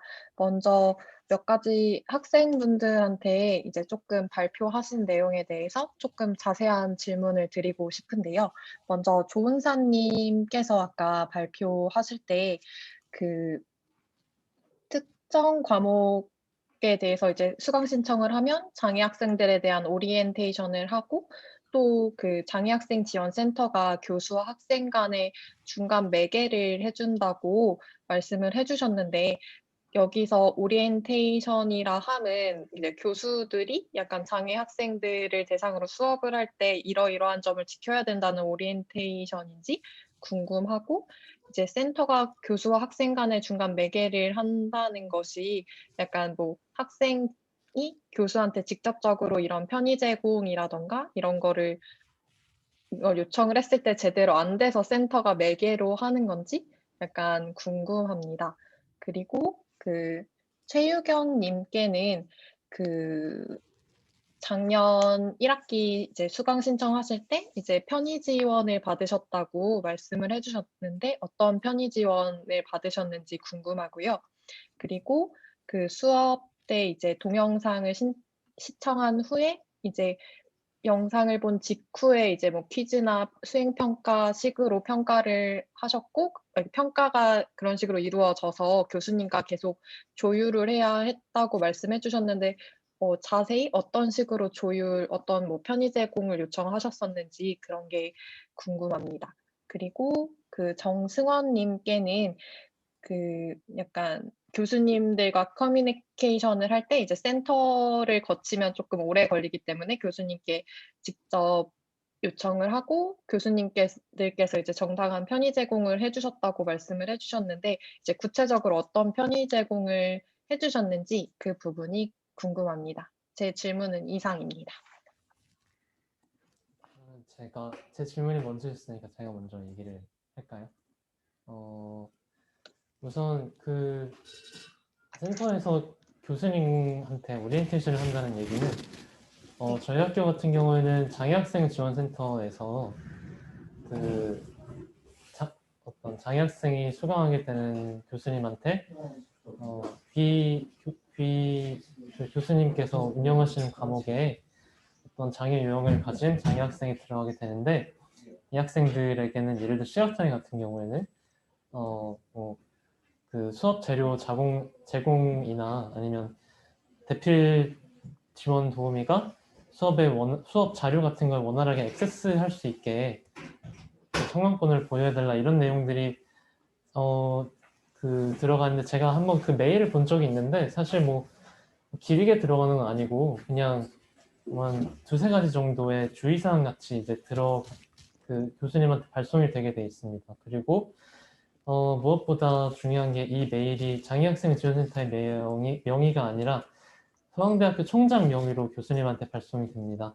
그래서 교수님들이 먼저 그러니까 사실 교수님들도 장애 학생을 이전 수업에서 이제 그러니까 그 수강생으로 받아보신 적이 없다면 이 부분에 대해서 굉장히 무지하고, 그리고 이제 수업 자료 제공 같은 부분은 당연히 교수님들의 그 저작권이나 다른 작가의 저작권도 걸려 있는 문제이니 교수님께서도 이제 이런 부분이 그렇게 중요한 거야? 라고 생각하시는 교수님들이 되게 많아요. 그런데 학교 총장 명의로 이렇게 레터를 발송하게 되니까 이제 교수님께서도 학교 측에서 이런 부분들이 필요하다고 나한테 얘기를 한 만큼 좀 약간 환기 효과가 있는 것 같고, 그래서 이게 두 번째 질문이랑도 이어지는데, 그 교수님과 학생 간의 관계를 어느 정도 매개한다는 표현을 제가 쓴 이유가 뭐냐면, 그러니까 대부분의 학생들은 이제 저도 마찬가지고 교수님한테 어떤 편의 제공을 받고 싶거나 할 때 받아야 할 상황이라면 교수님한테 설명을 하는데, 앞서서 얘기했듯이 대부분의 교수님들이 이런 부분에 대해서 굉장히 무지하고 필요성도 경험하거나 느낀 적이 없기 때문에 사실 이거는 그냥 그 개개인, 그러니까 그 내가 요구한 편의 제공을 교수님께서 승낙하실 것인지 아닐 것인지는 사실 구조적으로 전적으로 그 교수님 개인의 어떤 인식 수준이라고 할까요? 약간 사고나 판단 근거에 달려있는 것이 사실입니다. 그래서 교수님께서 이런 부분을, 그러니까 학생들에게 이런 부분이 꼭 필요하다는 걸 알고 있으면은 흔쾌히 여러 편의 제공을 해주겠지만, 만약 그렇지 않다면 좀 어렵다고 하거나 아니면 왜 이런 것이 필요한지 자기는 잘 모르겠다라고 학생에게 설명을 요구하는 경우도 있는데, 센터에서 이런 부분, 저희 학교 센터에서는 이런 부분들을 미리 교수님한테 오리엔테이션을 해주니까 확실히 그 학생이 편의 제공을 요구했을 때 더 많이 경청하게 되는 것 같아요. 그래서 똑같이 제가 교수님한테 저는 어떤 것이 수업을 원활하게 듣기 위해서 어떤 것이 필요하다라고 설명하는 건 똑같지만 그 사이에 이제 센터가 어떤 그 미리 약간 반성 역할을 해주어서 그런 설명들을 교수님께서 더 잘 수용할 수 있고, 약간 뭐랄까요, 그 학생의 설명에서 끝나지 않고 학교 그 측에서 약간 권위 있게 만들어주는 그런 부분이 있는 것 같아요. 그래서 그런 부분을 제가 약간 매개한다고 표현을 한 거예요. 그러면 약간 은사님께 추가 질문으로, 이렇게 이제 센터가 되게 중간 역할을 되게 잘 해주고 있는 것 같은데, 아까 설명해 주셨던 내용 중에 경기도에 이제 아는 한 대학생분은 그런 거기서 뭐 화상회의 프로그램이 제대로 접근성이 일체에 마련되어 있지 않아서 이제 주변에 뭐 휴학한 학생들도 있다고 이렇게 말씀을 해주셨는데, 그 학교 같은 경우는 이제 학생들이 원하는 편의 제공이 전혀 되지 않아서 이제 학생들이 정말 불가피하게 휴학을 하게 된 건데, 그럼 서강대 같은 경우는 이런 식으로 뭐 학생이 교수한테 직접 요청을 하거나 아니면 센터를 통해서 이런 편의 제공을 요청을 할 때 대부분 수용이 되는 죄송합니다. 수용이 되는 것인지, 아니면 혹시라도 수용이 안 되는 경우, 약간 교수가 "나 이런 거 못해." 약간 되게 정말 이런 장애에 대한 이해와 인식이 없는 교수님들은 "나 못해." 막 이래서 혹시라도 뭔가 이런 상황이 발생을 했을 때 뭐 센터나 이제 학교 측에서 개입하는 게 있었을까요? 약간 그 지점이 갑자기 궁금해서 다시 질문드립니다. 저는 아직까지 그런 경험을 한 적은 없는 것 같고, 다만 이제 작년에 예를 들어서 저희 같은 경우에는 시험을 볼 때 다른 강의실에서 약간 시간 연장을 받은 시험을 보는데 그 사항이 그 사항을 이제 교수님들한테 센터에서도 이제 안내를 못하고, 그때 저희 학교도 잠깐 인력 문제를 겪은 적이 있어가지고 그런 기존에 하던 일들이 잠시 이제 약간 공백 상태인 적이 있었는데, 그때 이제 교수님한테도 이런 내용이 안내가 안 되고, 저는 이제 기존에 센터에서 이런 부분을 항상 기본적인 걸 얘기를 했기 때문에 저도 이제 크게 설명을 안 드리고 이제 하다가 시험에 임박해가지고 교수님께서 저한테 학생은 시험을 어떻게 보냐 이런 식으로 약간 물어봐서 제가 이제 교수님한테 다시 안내를 드리고 센터 쪽에도 이제 그 시험 절차에 대해서 한 번 더 안내를 해달라고 부탁을 드린 적은 있었는데, 근데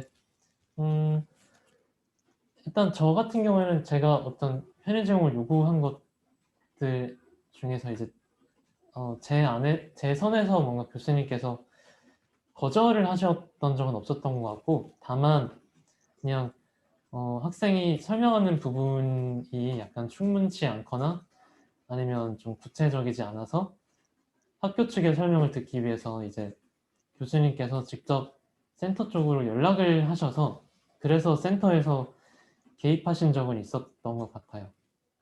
제가 PDF 자료, 교수님께서 올려주시는 PDF 자료가 이미지를 캡처하는 부분이라 굉장히 읽기가 힘들었었는데, 그거를 혹시 원본 PDF에 실제 그 텍스트가 기입되어 있는 본이 있다면 저한테 혹시 보내주실 수 있냐고 부탁을 드렸는데, 그 부분에 대해서 이제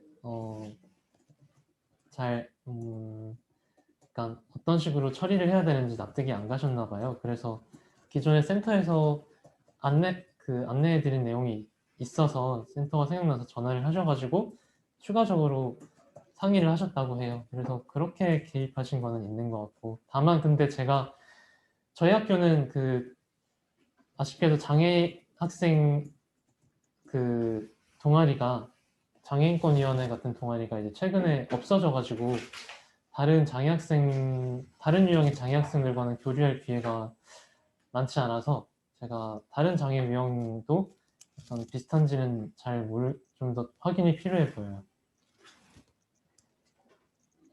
감사합니다. 네, 다음은 그러면 최유경님에게 질문을 해주셨는데 최유경님이 혹시 답변 가능하실까요? 네, 가능합니다. 이제 수연님께서 작년 1학기에 편의 지원을 어떤 걸로 받으셨냐고 여쭤봐 주셨는데요. 아무래도 저는 이제 청각장애가 있고, 근데 저는 수어를 잘 못하는 편이고 9월을 사용하거든요. 그래서 속기 지원을 받았었고요. 이제 다른 청각장애 학생들 경우에는 수업의 어떤 유형에 따라서 대피 지원을 받기도 하는데, 저는 지난번에 들었던 강의 중에는 영어 강의로 진행되는 게 없다 보니까 그냥 속기 지원을 받았고요. 그리고 동영상 강의 조율에 대해서 여쭤봐 주셨는데, 혹시 질문 한 번 더 말씀해 줄 수 있으신가요? 그 영상을 본 직후에 이제 그 수업 강의를 보자마자 이제 뭐 수행평가나 퀴즈를 푸셔야 되는데, 그 통계학 전공이라고 하셔가지고 그런 거는 그 속기가 정확치 않은 부분도 있는데 바로 그렇게 퀴즈를 보니까 조금 유경님한테는 뭔가 불편한 부분이 있으셨을 것 같고, 근데 그 부분을 이제 교수님과 그 평가 방식에 대해서 조율을 해야 했다고 말씀을 해주셔가지고 어떻게 그 평가 방식에 대해서 조율을 하신 건지가 궁금했습니다. 이제 평가 방식 자체를 바꾸진 않았고, 이제 교수님께서 그 수업 시간 정각에 올려주시는 게 아니라 좀 더 이른 시간에 아니면 그 수업 전날에 올려주시고 그러셨거든요. 그러다 보니까 이제 속기사 선생님께서 아침 시간에 여유가 있으시다 보니까 미리 수업 속기를 작성하시고 조금 더 검토하실 여유가 있었어요. 그래서 제가 그거를 보면서 수업을 듣다 보니까 그 퀴즈를 풀 여유가 생기더라고요. 그래서 이번에는 이런 식으로 진행했는데, 이번 학기에도 영상을 보고 난 후에 바로 직후에 퀴즈를 풀어야 되는 그런 평가 방식으로 진행되는 수업이 있어요.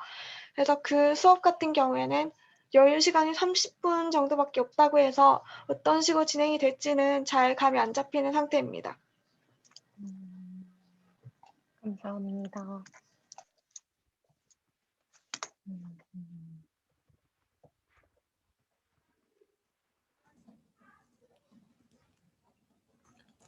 네. 다음은 마지막으로 정승원님께도 질문을 해주셨는데 정승원님 혹시 답변이 가능하실까요? 네, 답변 바로 하겠습니다.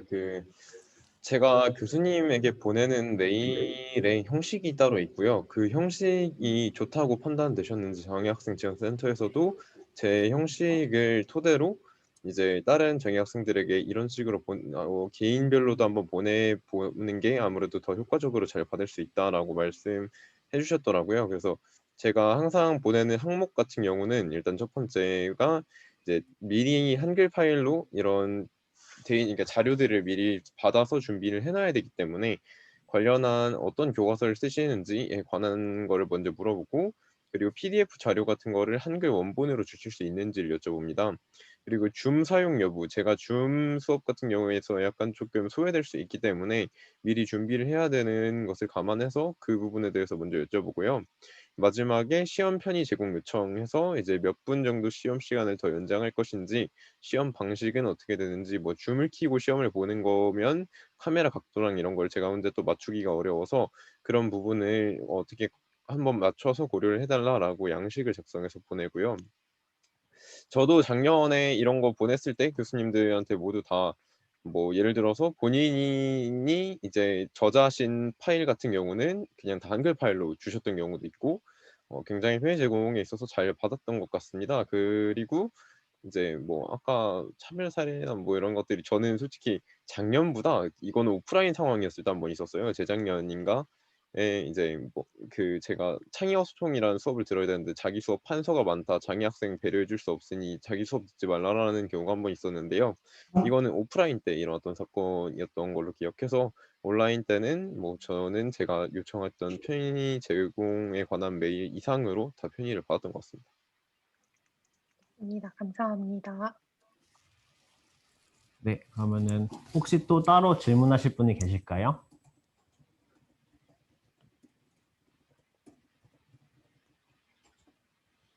질문 혹시 없으실까요? 아직 원래 4시까지가 시간 잡아놨어가지고 시간이 좀 있거든요. 그래서 자유롭게 질문하실 거 있으시면은 하시면 될 것 같아요. 법안이나 뭐 현장 상황에 대해서도 질문해도 좋을 것 같고. 네. 질문하실 분 있을까요? 질문해도 될까요? 아, 네. 저는 마이크 혹시 필요한지 몰라요. 네, 저는 네, 그냥 해도 되나요? 네. 아, 네. 마이크를 쓰셔야 돼요. 아, 네. 저는 그 주최하는 사람이긴 한데 저 장애 대학생분들께 좀 궁금한 게 있는데요. 한 가지 궁금한 거는 그 여러 가지 그 필요한 지원이 많다. 뭐 시험 관련된 지원도 있고 도우미 지원도 있고 그 문자 통해 관련된 지원도 여러 가지로 필요하시다고 했는데 이거를 그 교수님들께 본인들이 직접 어쨌든 컨택을 하셔가지고 협의를 하셨더라고요. 근데 저는 이런 부분이 과연 적절한가라는 의문이 좀 들더라고요. 정승원님 아까 얘기하시긴 했는데 이걸 그 장애학생 지원센터를 키면 일이 더 길어지고 협의가 잘 안 된다 이런 얘기를 하시더라고요. 이런 전문성 어쨌든 대학은 교육기관인데 그 장애학생을 지원하기 위한 전문성이 너무 떨어지는 거 아닌가 이런 생각이 좀 들었고, 지원하기 위해서 여러 번 그 장애학생을 지원할 텐데 이런 전문성도 하나 갖추지 못하고 있는가 이런 생각이 좀 들었고, 그 교수님들 같은 경우도 물론 수업을 거부하거나 뭐 필요한 편의를 제공하시긴 하겠지만 이거에 대한 편의 협의를 다 학생들이 해야 되는 부분이 좀 약간 저는 불합리하게 느껴지더라고요. 그래서 이런 부분에서 좀 어떻게 생각하시는지 좀 궁금한 제가 한 가지가 있고요. 또 한 가지는 그 교육부가 어쨌든 장애 대학생 지원 관련돼서 지난 그 작년 하반기에도 좀 발표한 게 있고 올해 상반기에도 좀 발표한 게 있더라고요. 이런 정책적인 지원들이 좀 장애 학생분들께 어떻게 느껴졌는지, 좀 실효성은 있었는지 이 두 가지 좀 질문 드리고 싶습니다. 네, 이학인 사무국장님이 이제 그 장애학생 지원센터의 장애학생 지원에 대한 메일 등등에서 이런 전문성에 대한 문제들과 편의 제공 문제, 그리고 교육부가 장애학생 지원에 발표한 내용들에 대해서 질문해 주셨는데요. 혹시 이거 관련해서 답변해 주실 분이 계실까요? 제가 바로 답변할까요? 네. 네, 일단 답변을 드리자면 우선 이거는 제 개인적으로 편에서도 이렇게 진행하는 거가 좀 있어요. 왜냐하면 장애 유형별로 좀 많이 달라서 제가 뭐 똑같은 시각장애라 그렇다고 똑같은 지원을 받는 게 아니거든요. 그리고 장애학생 지원센터 연구원님이 제 장애에 대해 설명하는 것보다 제가 제 장애와 편의 제공을 직접 말씀드리는 게 훨씬 더 빠른 방법이라고 생각을 해서 이렇게 진행을 하고 있는데요. 이제 물론 그런 경우도 있어요. 이제 뭐 시험 편의 제공에 있어서 제가 메일을 보냈는데 뭐 이런 부분에 있어서는 장애학생 지원센터에서 어떻게 했는지 한번 도움을 받고 싶다라고 교수님께서 말씀을 해주셔서 교수님이 직접 장지원에 전화를 해주셨고 장지원 쪽에서 교수님한테 이런 부분에서 전화가 왔다.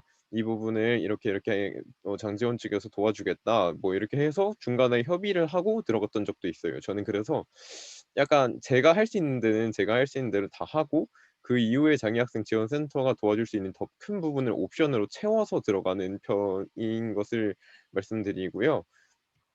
근데 이게 연구원님뿐만 아니라 이 센터장님이랑 이런 부분은 이제 어떻게 운영이 되고 있냐면 그냥 교수님들이 약간 뺑뺑이로 돌아오시는 기분이에요. 그래서 그 교수님들이 뭐 장애인 지원에 대해서 막 엄청 사려 깊게 이해를 잘 하고 계시지 못하고 예를 들어서 막 식품영양과 교수님이 와 계시고 막 이렇기도 합니다. 그래서 그 부분에 있어서는 제가 이제 제 장애에 대한 전문성 때문에 그렇게 했다는 점을 말씀드리고 두 번째 질문이 혹시 뭐였죠? 장애학생 편의 제공에 대한 부분이었던 것 같습니다. 네? 두 번째는 그 교육부가 정책적으로 지원하는 같이였구나. 네. 교육부에서 발표한 정책 지원 이런 것들. 네. 교육부 관련해서는 이거는 지금 답변을 드릴 수 있을 것 같은데 이번 중앙대 같은 경우는 최우수 대학으로 선정이 돼서 그 2,200만 원, 그러니까 저희가 분캠이라서 서울 캠퍼스랑 안성 캠에 장애학생 지원센터 2,200만 원 정도가 떨어졌더라고요. 그래서 2,200만 원의 돈으로 어떤 거를 마련을 해줄까라고 전화가 오셔서 뭐 OCR이라고 이렇게 그냥 텍스트 있잖아요. 그런 책 같은 거를 스캔해서 TXT 파일이나 한글 파일로 만들 수 있는 기계를 이번에 샀어요. 그래서 조금 원래 이런 지원을 많이 그동안 받아오지 못해서 그런 뭔가를 좀 보조기구를 들여놓고 이런 데 좀 한계가 있었는데 그런 부분에서는 확실히 도움이 됐었던 것 같습니다. 약간 1차원적이긴 하지만 그런 부분에서는 도움이 되었던 것 같아요. 네, 답변 감사합니다. 혹시 또 질문 있으실까요? 제가 그 야학 선생님한테 질문하고 싶은데 야학이 그 원격 교육 시스템을 구축하고 줌으로 많이 하셨다고 했지만 원격 교육 장비나 그 보조공학 기구를 마련을 하셨다고 했잖아요.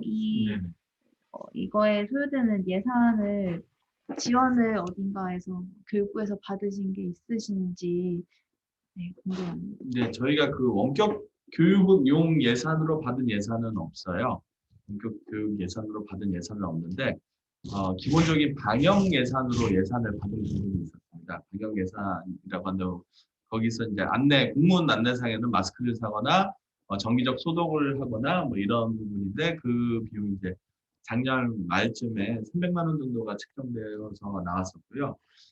그런데 이제 저희가 그런 부분에 있어서 이제 작년 말쯤이면 마스크나 이런 것들이 이렇게 구하기 그렇게 어려운 시점은 아니었던 것 같고 뭐 여러 군데에서 이제 후원이 들어오기도 한 상황이었던 것 같고 저희 입장에서는 원격 수업에 필요한 어떤 기구를 갖추는데 더 신경이 쓰이는 그런 상황이었던 것 같고 그 비용 정도가 전부였던 것 같습니다. 그래서 그때 이제 되어 있지 않은데 제가 이제 전화로 연락을 해서 저희의 필요는 이러이러하다. 그래서 좀 이렇게 사용할 수 있도록 해주면 좋겠다라고 이제 요청을 해서 받았고요.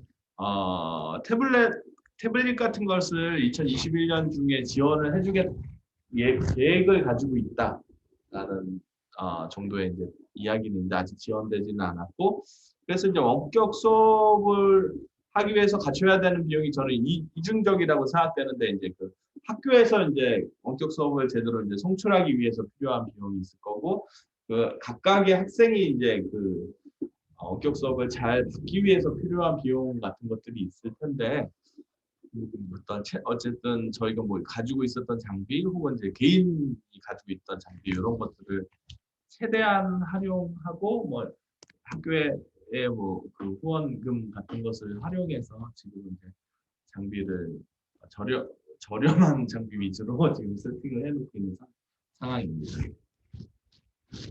네, 혹시 또 질문이 있으실까요? 이제 시간이 3시 43분 정도 돼서요. 혹시 질문이 있다면 마지막 질문 정도 하고 하면 될 것 같은데 혹시 마지막 질문 있으실까요?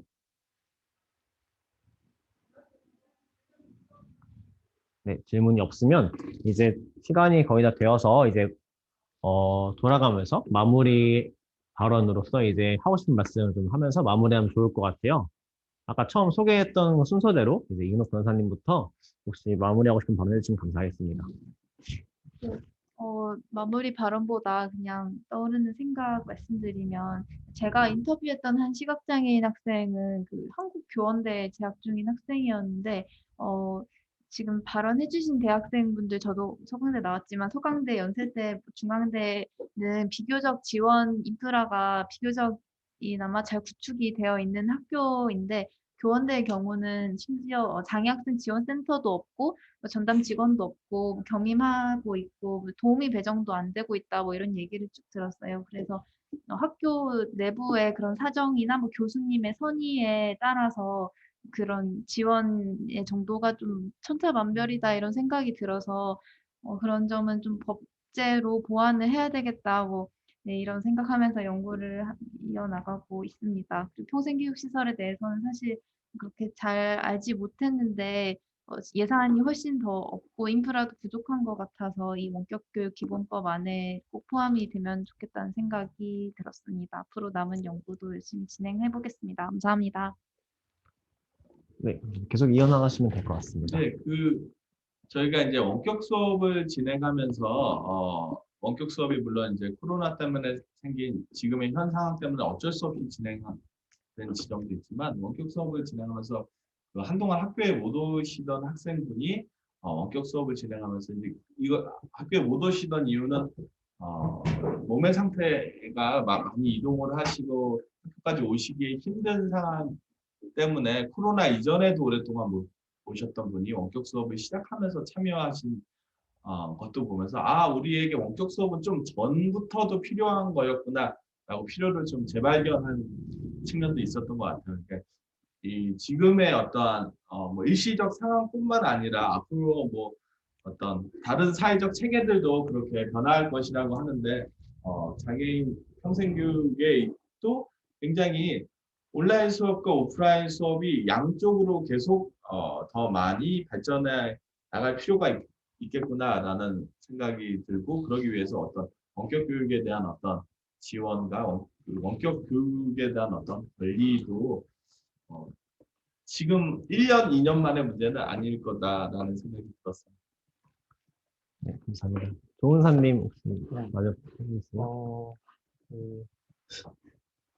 제가 일단은 이렇게 원격 기본법 법제화랑 그다음에 현재 학습법 문제를 굉장히 거시적으로 해결하려는 활동들이 있어서 저는 감사하고 반갑게 생각을 하고요. 네, 저도 작년에 아까 잠깐 언급을 했지만 그 시각장애 대학생회하고 같이 온라인 강의 학습권 태스크포스를 이제 운영을 하면서 각 대학별로, 그러니까 시각장애인들이 많이 재학 중인 대학들의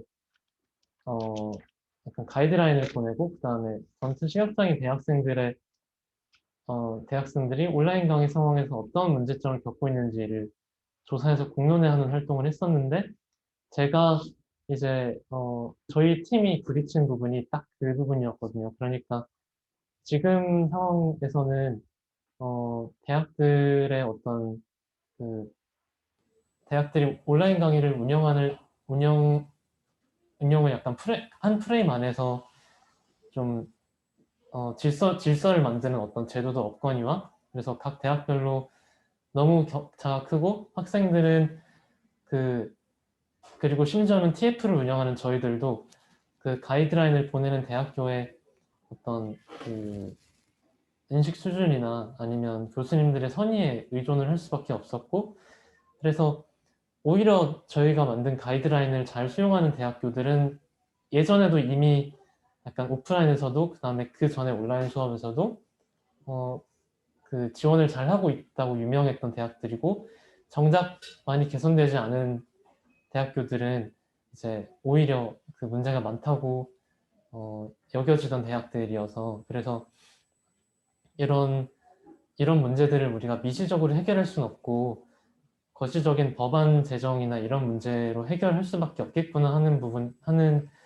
생각이 들어서 약간, 그리고 개인선도 있었기 때문에 TF를 좀 접은 건데, 이 격차 문제가 그냥 단순히 그 학습권 침해 문제로만 끝날 것 같지 않다는 생각이 요즘에 들고 있었습니다. 그러니까 저희는 다 똑같이 대한민국의 국민이고, 그다음에 똑같은 수준의 고등교육을 받을 권리가 있는 대학생들인데, 그 안에서도 내가 그냥 어떤 대학을 가느냐에 따라서 되게 그 약간 복불복 같이, 그러니까 운처럼 지원 실태가 정해진다는 거는 나중에 졸업 후 진로를 선택하거나 아니면 이 학생들이 대학 외 다른 그 사회 현장에서 이제 각종 상황을 맞닥뜨릴 때도 사실 그 내가 요구하는 것들이 얼마나 잘 거절되고 수용되느냐의 경험이 굉장히 앞으로의 뭐랄까요, 삶에서의 대처를 굉장히 좌우한다고 생각을 하고 있는데, 이런 부분에서도 좀 차이가 많이 생길 것 같아서 굉장히 걱정스러웠던 참이었어요. 근데 이런 활동을 만나게 돼서 너무 반갑고, 앞으로도 제가 힘을 보탤 수 있는 부분이 있다면 오늘처럼 이렇게 패널로라도 나와서 계속 힘을 보태도록 하겠습니다. 네. 다음은 최유경님, 혹시 마무리 발언 괜찮으실까요? 네네. 오늘 이렇게 좋은 자리 마련해 주셔서 정말 감사하고요. 이제 아까 교사분께서도 말씀해 주셨다시피 제 친구들 중에서도 이번에 코로나 상황 때문에 원격 교육을 진행하게 되면서 오히려 더 편해졌다. 이제 옛날엔 아프면 그냥 집에서 쉬어야 했는데 이제는 집에서도 수업을 들을 수 있어서 좋다. 이렇게 얘기를 해주는 친구들이 정말 많았거든요. 그래서 이번에 코로나19 상황의 임시 방편으로 끝낼 게 아니라 앞으로도 원격 교육의 어떤 중요성을 계속 끌고 나가면서 어떻게 장애 학생들이 잘 참여할 수 있는가, 이런 것들을 같이 채워나갈 수 있는 자리가 계속 이어지면 좋겠고요. 그리고 이제 네, 아까 다른 대학생분께서도 말씀해 주셨다시피 지원이 좀 여러 대학에서 이루어지기보다는 좀 특정 대학에만 몰리는 경향이 있는데, 저도 이런 부분에 대해서 항상 고민이 많았던 부분이어가지고 이런 논의가 어떤 특정 대학에만 쏠리지 않고 전체적으로 잘 논의가 되었으면 좋겠습니다. 감사합니다. 네, 감사합니다. 다음은 정승환님 마무리 발언 해주시겠어요? 네. 이제 우리가 1년 동안 코로나를 겪으면서 이제는 불편함을 불편하다고 이야기하는 걸로는 더 이상 문제 해결이 안 된다는 것을 잘 아실 거라고 생각합니다. 그래서 이제는 이런 불편함에 대한 현상들이 많이 나왔고, 이걸 취합하고 최대한 서울이건 지방이건 골고루 다 찾아낼 수 있는 환경을 조성한 후에 이제는 현상이 나왔으니 그 현상을 법제화해서 거시적인 움직임으로 이어나갈 수 있는 한 해가 되어야 한다고 생각하고요. 그리고 네, 앞에서도 다들 말씀해 주셨다시피 저도 이런 원격 교육 기본법, 절대 원격이라는 것 자체가 저희 장애인들이 하기 어렵거나 싫다는 것이 아니거든요. 항상 기술들이 나왔을 때 그거를 잘 받침만 해줄 수 있는 것들이 있다면 저희들도 원격으로 수업하고 원격으로 문화생활도 즐기고, 이 모든 것들이 다 정말 너무 좋은 것들입니다. 그래서 결론적으로 이렇게 기술이 발달됨에 따라서 그 뒤에 따라가는 사회 현상들도 최대한 바짝 따라갈 수 있도록 노력을 해야 되지 않을까 싶고요. 저희 장애인권 대학생 네트워크가 이제 작년에 기자회견을 토대로 만들어진 단체거든요. 그래서 최대한 아우팅하고 퍼블리싱해서 조금 조직력을 키우고 이렇게 사회의 목소리 내고 무언가를 거시적으로 움직일 수 있는 힘들을 갖춰 나가려고 합니다. 저희 장애인권 대학생 네트워크에도 많은 관심을 부탁드리면서 오늘 좋은 기회 마련해 주셔서 너무 감사하다는 말씀 전합니다. 네, 이제 저희 집담의 순서는 모두 끝났는데요. 오늘 참여하신 분들 정말 고생 많으셨고, 오늘 이 집담회 통해서 좋은 이야기 많이 나눌 수 있었던 것 같아요. 네, 이제 마무리를 하려고 하는데 일단 매끄럽지 못한 진행을 좀 했던 것 같아서 좀 찔리긴 합니다. 이제 오늘 내용들은 이제 편집을 해서 따로 후속 보도자료를 발송해 드릴 거고요. 코로나19 상황에서 사실 장애 학습권이 계속 소외되었고 사실 기존에도 소외되었던 부분들이 더 심각하게 드러났는데요. 오늘 살펴볼 원격교육 기본법에 이러한 장애 학습권에 대한 내용들이 더 포함되어서 이러한 사별을 끝낼 수 있는 일종의 사회적 백신으로서 이제 역할을 했으면 좋겠습니다. 오늘 정말 고생 많으셨고 다음에 또 이제 기회가 있으면 배우면 좋겠습니다. 네, 모두 수고 많으셨습니다. 네. 고생하셨습니다. 수고하셨습니다.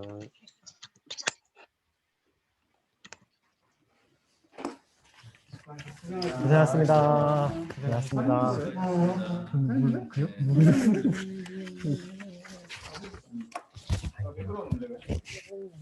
누가 멍 때려. 왜 멍 때려?